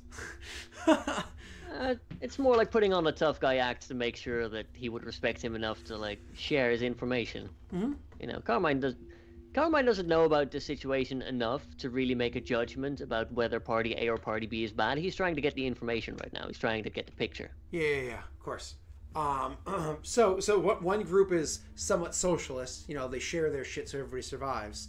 The other one is like full out like everybody shares everything always, which is like they're like, we ain't doing that, and them over here are like, this is great, So there's a bit of meritocracy and full communism. Yeah. So it's one of those things, different views. So so you guys continue on, and making your way towards where the hangar is. It's not easy getting there because of like the sheer destruction that happened, and you're hanging near the lower parts of the ship to get to this. Like I said, this whole bottom area got destroyed. So that being said, roll me exert check. You can use strength or dexterity. All of us? The two of you, yes. Got it. Dexterity all the way. Strength because I need it. And I just don't have it. Sorry, doing the NPC. Okay. So, Carmine, no problem, gets to areas where it's like, oh, something's in the way, hold on. Moves out of the way. Everybody goes through, no problem. And there it's like, can't move it. And kind of like pushes themselves through the hole and everything to get through, clears the path for everybody else. Carmen very much leading the way. Behind that, Sid's doing what they can to get through areas, but honestly, Sid's stronger than they might look, and Sid is small and kind of wiry, so he should be able to get into tighter places relatively easily. Unfortunately, Sid is very injured. So, they are having a really hard time getting through areas, keep having to rely on Carmine to like pull them up or to get them through an area, have to like reroute entirely. The other person, not very dexterous and is not as strong as you might expect considering like the build of the person. It's like one of those, you're kind of beefy, but maybe it's a little bit more fluff than anything else. So not as strong as the person as you would have expected originally. And so they're having a bit of a hard time, once again, getting through the areas. It slows down the trek a considerable amount. Poor Constantinia is like set out there like a sitting duck as a plane keeps going back and forth. Not plane, but the fighter scanning the area, sometimes getting lower down, trying to scout out. I will, of course, be feeding back the information on where these planes are going, like as they're going to like the other half of the party. Of course. Making sure that they're kind of focused. The thing is, it seems a bit restless, and the communications, as I said, they're getting itchy. Just fucking kill you because you guys had shot their windshield before. So eventually, though it takes a long time, you make your way to the hangar. When you get to the hangar, the door itself can't open. So fucked up it is. To open the door, once again, it's going to have to be an exert check, exert strength. But because like people are working together, I'll allow Rick to roll it with a +2 because of the assistance. Exert strength, not dexter. Mm-hmm. Okay. There we go. You got one for me too. Yep. So oh no. You already were assisting. Okay. Yeah, you're good.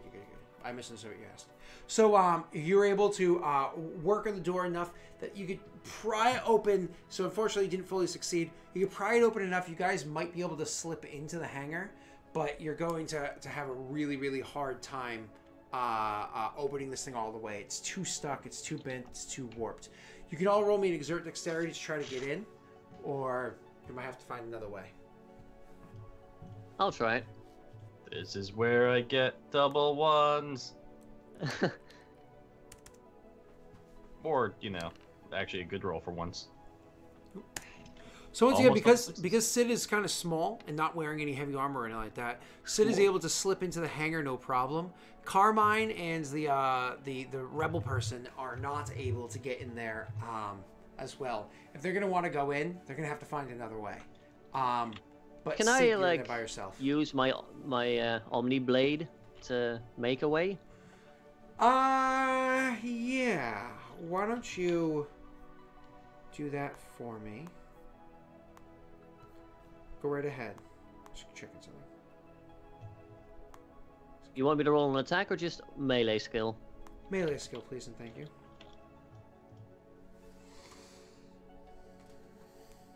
There we go. Because I believe I had, like, they're only be able to be summoned how many times, like a whatever. Because I actually use...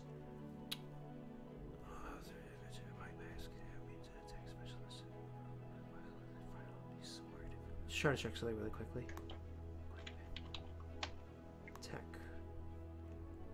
So I'm pretty sure you have to actually use to summon the Omni Blade, because you have the Omni tool, you have the ones that can make blades, but it actually uses Omni Gel to make a blade for you.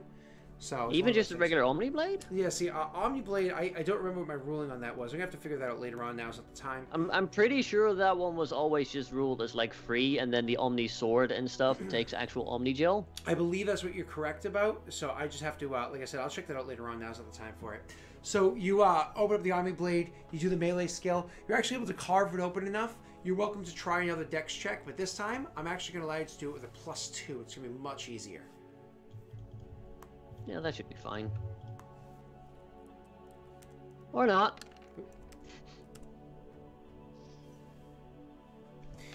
Neither one of you is still able to get in there. Just it's too tough to kind of squeeze your way through. It's cutting into you, it's snagging you, it's grabbing your armor and stuff like that. You're not able to force your way through to get in. So That's a shame. That's just you, Sid. Sid, you're inside the hangar. It is a fucking mess inside there. The ground is uneven. It's not even just like it's tilted because of the crash or whatever. It's just uneven all over the place. It's going to be hard to navigate. But you're looking to see if any form of vessel is intact. Go ahead.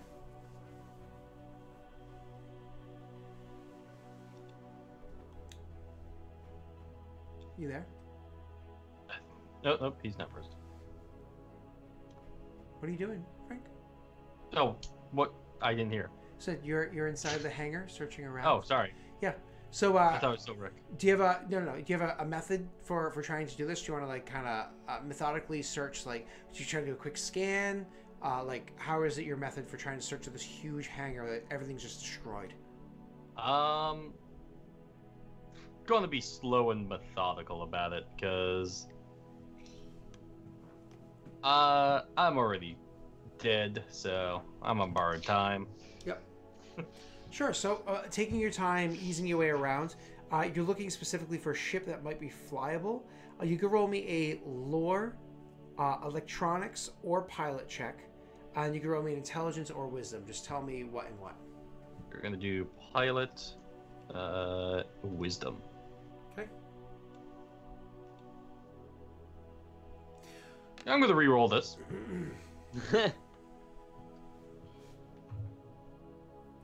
Nope. That's not what I wanted. Wisdom and go. Better. Okay. So walking around for a while, you eventually come to the conclusion, no. Every one of these is just fucked, just destroyed. There's no way that any of these are going to be able to fly. You know what I mean? There's not. They're just whether it be like the hull is completely cracked, a wing is broken. Because there are like a few ships actually on here, a few fighters actually on here. Who knows what the condition was beforehand? But as it is right now, they're pretty fucked. So there's nothing you can do with them. However, you do get an idea.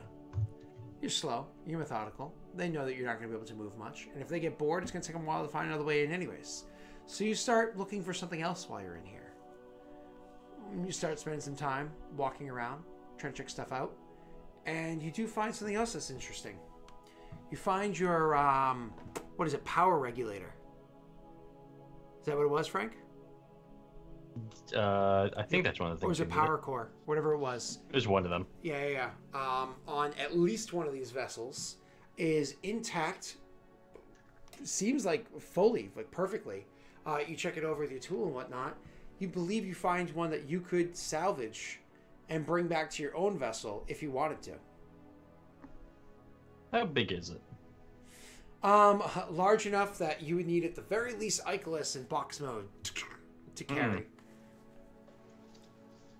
I mean, you have to remove it first, which you could definitely do that with assistance because, again, it's heavy. It's like lifting the engine out of a car. You need either equipment or people to assist you with, like, pulley. Just gonna mark the location in my brain, what's left of it. Sure. And kind of like, you're just going to abandon this whole side thing of looking for a functioning ship in here? I mean, are there any, like, land vehicles? Maybe, like, a Mako? Sure. Roll me another check. Makos are indestructible, from what I know. Exactly. That's what I learned. 8. The only thing that's going through my mind right now is a gif of the Mako just going like, "Fuck you, I'm a Mako." Exactly. So walking around and looking around for a little bit, you actually do find where they had a few land vehicles set up. So they're vehicles. They're designed to be like they're usable on land or in space because of the way that they displace air around it. They can be used for transporting supplies, usually around. So it's usually used in space. My apologies for outside the ship to bring supplies over to where like an exterior hull repair might need to be made. Right? So because sometimes you have to do repairs on the fly, mid-flight. It's not something that ships are generally that are good, but if you're just patching up a hole in the hull, you'd bring supplies out there, take care of it. This is what it's usually used for. However, you also understand the basic premise of how this thing functions. If you modified it slightly, you could probably use all of its repulsors to hold it up and use it like almost like a land speeder. And you imagine this thing can get some pretty good speed to it. You know what I mean?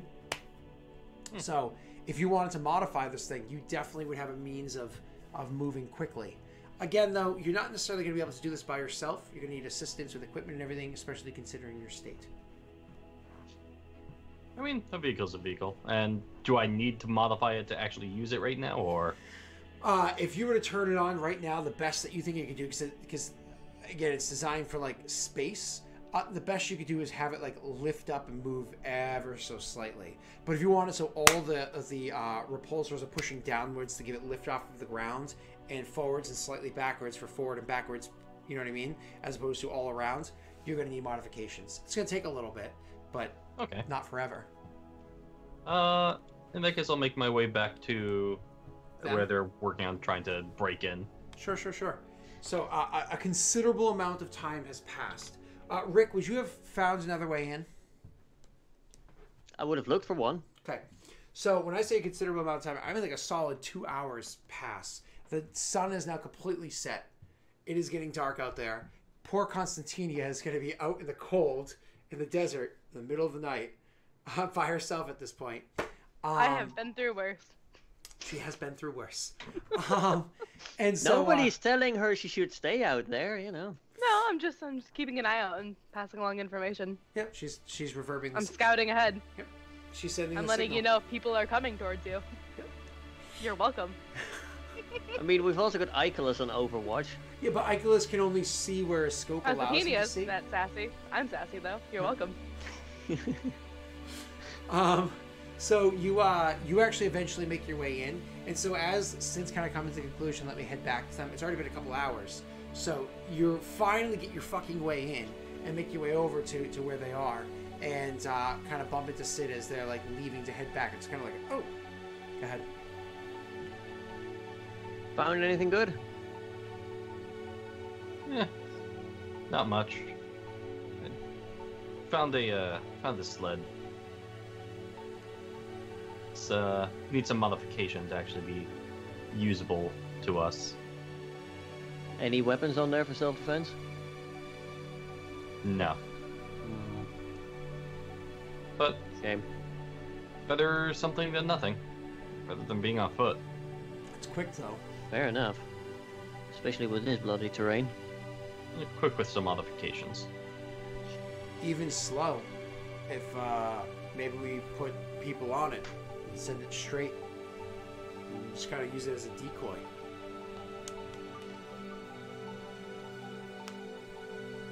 Can I size it up and down and judge whether it would take a few hits? Looking at the thing, roll for me pilot or lore or electronics, intelligence. Can I not roll rifle to see how sturdy it is? It's fine. No. That's a pretty good roll, though. It is. Yeah, this thing is definitely taking. I mean, obviously, any straight hit to the engine is gonna, something. But it actually can take a few hits, no problem. The issue is that like it's a sled, right? So it's almost like think of motorcycle front. So it's like you're exposed on it, and anything that's transporting behind it, and it's a pretty decent length, so you can bring large or heavy things, would be exposed behind it. There's no cover, so that's like the downside. Hmm. Hey, The maniac side of me is like, hey, we should put a chest-high wall up there and just send Karma. It's like, yeah, da da da da. worst case scenario, we get this thing working. If everyone dies but one, that one heads back and gets some more troops. How fast do you think you can fight? make it? Plan on needing reinforcements. I can make it pretty fast. I mean, if you can make it pretty fast, I mean, who knows? It took us 2 days to get here from where the other sled stopped. We could possibly get back to that sled in like an hour. So just shrugs and says, I'll just need some help. I'm not in the best of shape right now.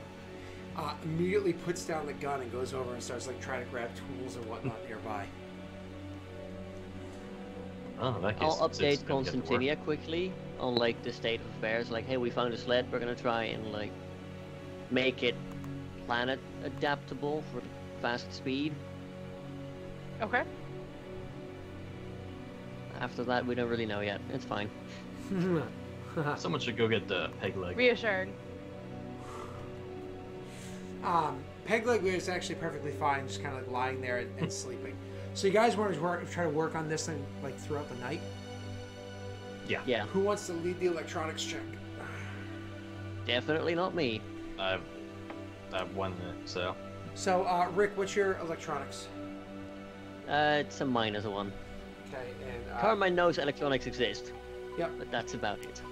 the guy that's with you, he's an electronics 0. So like he has, because again, you're a salvager, you gotta know what you're doing, right? So he's going to assist. Carmine's going to more or less assist with heavy lifting, etc., etc. Yeah, I'll be the brute. Yep. So this is going to allow you to have a +1 to this check, Rick. Sorry, Frank. Frank, would you like to use Party Pool of Luck to make it a 3D drop? mine as well. We have Yeah, we have 3 enough left, right, apparently. is it? Because you currently We do. have no electronics abilities, right? What? You currently have no electronics abilities in your character sheet, correct? I have electronic 1. I meant. Like, You mean Foci? Yeah. No. I have Star Captain, so that's nice. It's not It really. only helps when you have a ship. You know, you convinced me to get it. And I still, I'll use it someday, unless I die. Mm-hmm. Alright, You have a level rolling 1 or level 2? 2. Oh, that's pretty good. It is. It's wonderful. Yeah, if Alright, we get a rolling ship. intelligence. +1. So that's 12. Wow. Okay. So you guys spend the night. Of course, you're tired the next day and everything. You spend the night working on this, working around the repulsors, getting everything set up to actually get this thing so it can go. When you finally clear out the way enough, and this is kind of like when you're not actively doing something to assist them, Rick, you're kind of like clearing a path to an area where they can actually get this thing out of the ship, kind of like smashing open a hole that it can actually get through. Again, it has a pretty decently long sled behind it because it's designed to strap to and have held onto it hunks of metal to repair the outside of the vessel, right? So there's a pretty decently long sled behind it. You finally get an area open enough to get the whole thing secure. You can get this thing outside and bring it for a test run. I imagine, Frank, you want to do the test run. Would you like to roll me a piloting check? It can be intelligence or dexterity. I'll be getting a nap in at some point because my adrenaline pump does take a bit, and I turned it off after like saving Sid's life and like scouring the ship, but still, of course. I need to sleep. So with your 11, you were able to get this thing out there and flying, and as you get it going, it picks up speed pretty quickly. It's pretty peppy because, like, again, it's lifted off of the ground, so there's no traction or resistance or anything, and it's a rather sleek design, just in the fact that it's meant to be thin, and because, like, again, you don't have to worry about like wobbliness in space. So, like, it's a rather thin design. It's just super long, so large sheets of metal can be put on top of it and moved, just so it's attached to something. So it's a pretty sleek design. So it's aerodynamic just by accident almost. So getting this thing going, it's a little peppy, picks up speed pretty quickly. But then, like, as you're flying it, you actually like, hit it into a higher speed, and you're like, oh shit, this thing's going. Like, this thing's actually really, really fast.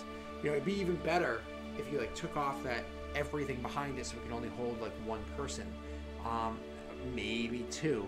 So it was almost like a really shitty motorcycle, but with, you know, far less maneuverability, handling, and all that stuff. But because it's really missing those things. But it has, if you're just going in a straight line, some incredible speeds to it. How I like long how do you're you wanna... comparing it to a really shitty motorcycle, but for this planet, it would basically be God. Yes, sir. So Frank, how long would you do a test pilot run for? Like 15, 20 minutes. Sure. And you want to kind of like hit a straightaway and go? Yeah. So hitting that straightaway and going and hitting that full speed, you kind of get this idea to your head. Roll me a survival intelligence check, please. Don't worry, there's no negative outcome unless you roll 2 double ones. Sorry for Hey, that's what I'm about to roll, guys. Okay, 9. You're actually able to get the trek back in the amount of time it takes you to go. So you hit 20 minutes of just straight, full, high speed going. You don't have to deal with terrain. You don't have to deal with people. You don't have to deal with baggage. You don't have to deal with anything like that.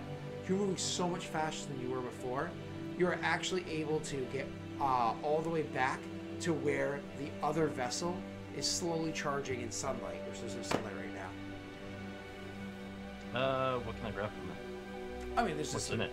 Yeah, there's the basic like water supplies. So that it was supposed to be here to bring things back to salvage or bring things back, but it's like you got there quick. Like, do you approach them? Do you like go speak to them? Oh god, yeah. Okay, so you go to speak to them, and it's one of those like when they see you come in, they get their weapons lined up. They shoot off a warning shot and all that stuff, and to more or less identify yourself before you get too close. Hey, it's just me and my punishnik.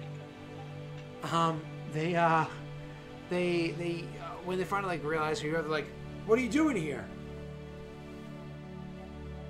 Holy shit, you look like shit." That's why I'm here. Everybody else die? No. Oh. Just a lot. Oh. Yeah, and Sid just like lists off the names of the mooks who died. So it's like Steve, Bill, that other guy. Ultra Russian. There's definitely names. a Jason in there. These are the most Russian names ever. Jason. Oh right, Vladimir, Ivan, Alexander. Mikhail. Oh, wow, those are all the named characters so far. Just kill all the named characters. It's the only names that they have. That never even. Coincidence? That never even came Most here. likely because it's like the 5 Russian names that are stereotypical. Yeah. So, anyways, you they're like, why are you here? What are you doing? Testing out my punishnik a little bit, seeing if it works. And well, it's only been about 15 minutes since I left the ship. That thing's faster than the thing we have. I know. I built it. They're thinking. I believe it took you guys on this vessel. How long did I say it was originally? Was it 3 2 days? days? 2 days to get. No, not from this vessel to there. On this actual sled, it it was took you an like- entire day, right? 18 hours, I think. Something, most was a of a while. day, yeah. Yeah. I mean, trying to check the power levels of this thing, it has a considerable, because it's more advanced than the technology they have here, right? So it has a ridiculous amount of power. It could easily make its way all the way back to the home base and back here and back and forth a few times. And because it took 18 hours for that sled to get here, it'd probably take you 12 or less, maybe even 8 hours to get all the way there. Like the trek is super, super fast. Maybe even less than that, you know? You just don't know until you try it.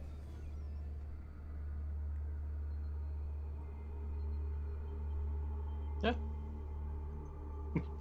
Frank, you at a loss?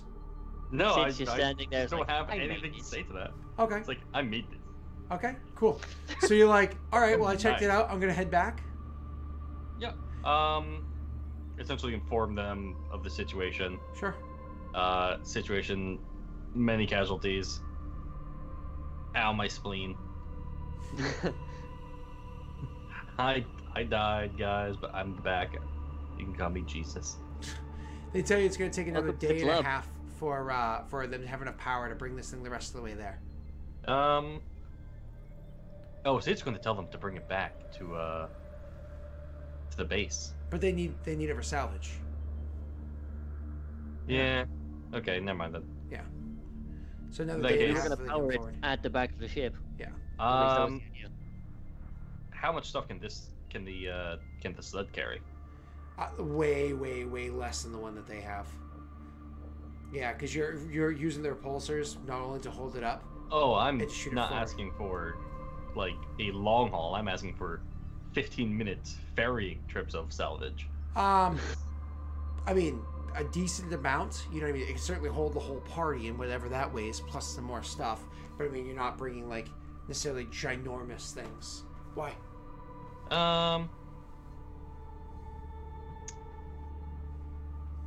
How much does the other sled weigh? So there's the could- one that's with the troops, and then so we're gonna call one of them, you know, like the motorcycle, and the other one the car for simplicity. Okay.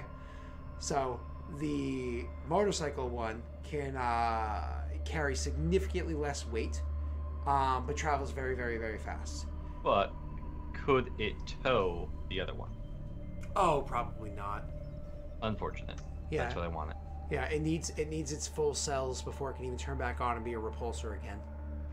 And it is itself heavy, so it needs its repulsors even to lift itself, with let alone lifting other things behind it.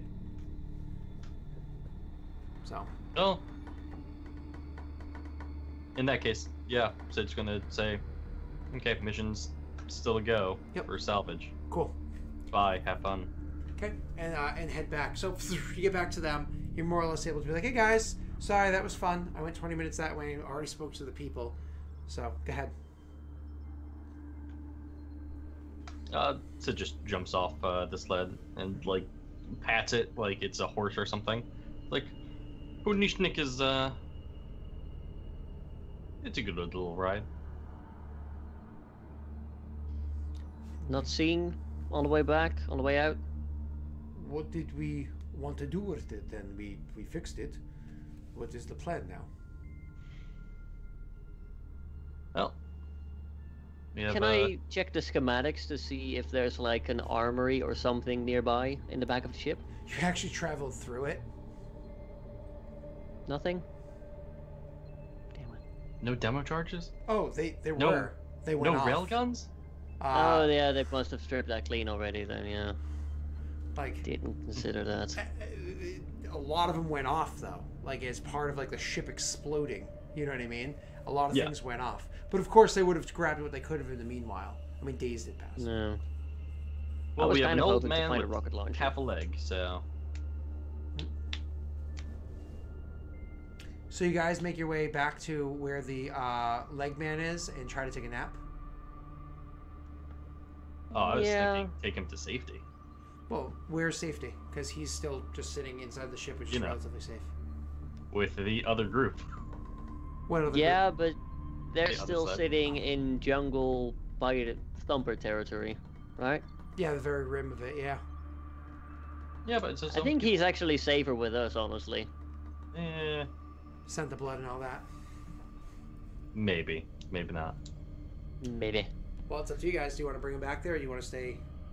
Sid is convinced this place is about to be assaulted any moment. by the Batarian. Yeah, so if he's gonna die, he might as well die somewhere where he can help the rest of his friends survive.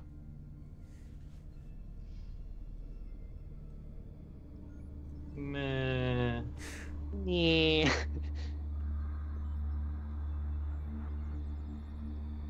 You know. Sid doesn't have much of a say in it. Okay.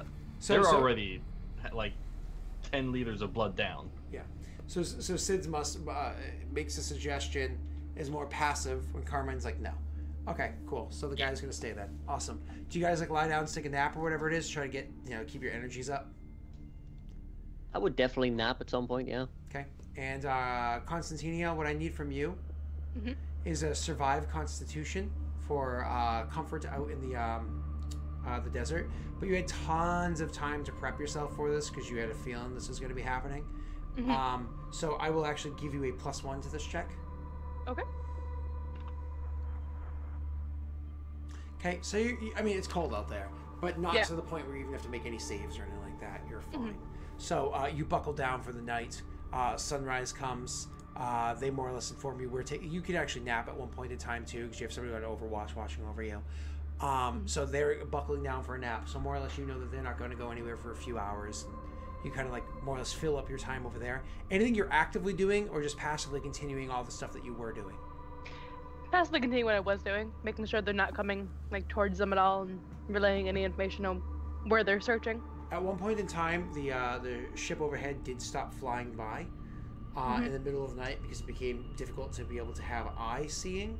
Beyond, of course, usually, like I said before, usually they use the radar scanners and all that stuff.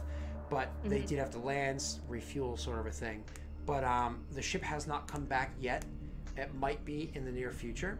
But as for what the plan is here, what we want to do moving forward, blah, blah, blah, blah, blah, why don't we, like I said, have these two characters taking their nap, Constantinia kind of like checking on things, Eichel still on Overwatch, watching over it, the rebel person also taking a nap, and the legless guy finally watching over the napping ones, because even if he can't fight, the very least what he could do is say, wake up! If something bad happens, right? He's got a gun. He does have a gun, but again, at the very least, he can shoot the gun to wake you up or yell to wake you up if something goes wrong.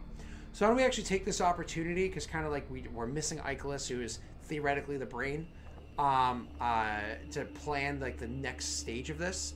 Why don't we stop here and call the session, okay? Okay. So, that being said, Rick, who are you? How can we find you? Hi, I'm Rick. I also go by Derp Digital. I'm finally back to doing things this week. In fact, right after this, I'm going to go back to recording some more Rimworld. I'm going to be sticking that up on the YouTubes. It'll be great. Awesome. You can also follow me on twitch.tv/derpdigital, where at some point I'll be doing things again. No promises. I'm going to get YouTube back on the ground first. That's pretty much it for me. Terrific. And Frank, who are you? How can we find you? Hi, I'm tired. That's who I am today. I'm sorry, everyone. I wasn't on my A game. I'm just exhausted. You all know me. I'm Frank. I have more ideas than motivation to do them. That's pretty much it. All right, well, there you go. Lots of ideas, but no motivation. Frank in a nut. Aaron, who are you? How can we find you? Hi, I'm Aaron. You can find me here on Wednesdays and also here on Fridays, and I'm on the Discord. So that's all. Perfect. Me. Beautiful. Delric, just Google Delric. You'll find me. Other than that, in an hour and 20 minutes or so, we'll be going live on twitch.tv/Olirant, where he's starting a new season of his own show, much like this one. You don't have to see the prior seasons to completely watch the new season. It's its own story. The prior ones just have, give you more investment, maybe necessarily in the characters' feelings with one another, but considering my character changes every season, it's not entirely true. And then we have tonight's twitch.tv/Lost Initiative show. We're going to be starting our brand new Star Wars show with a whole bunch of awesome people for that cast. So totally check those out. Otherwise, everybody have yourself a great day.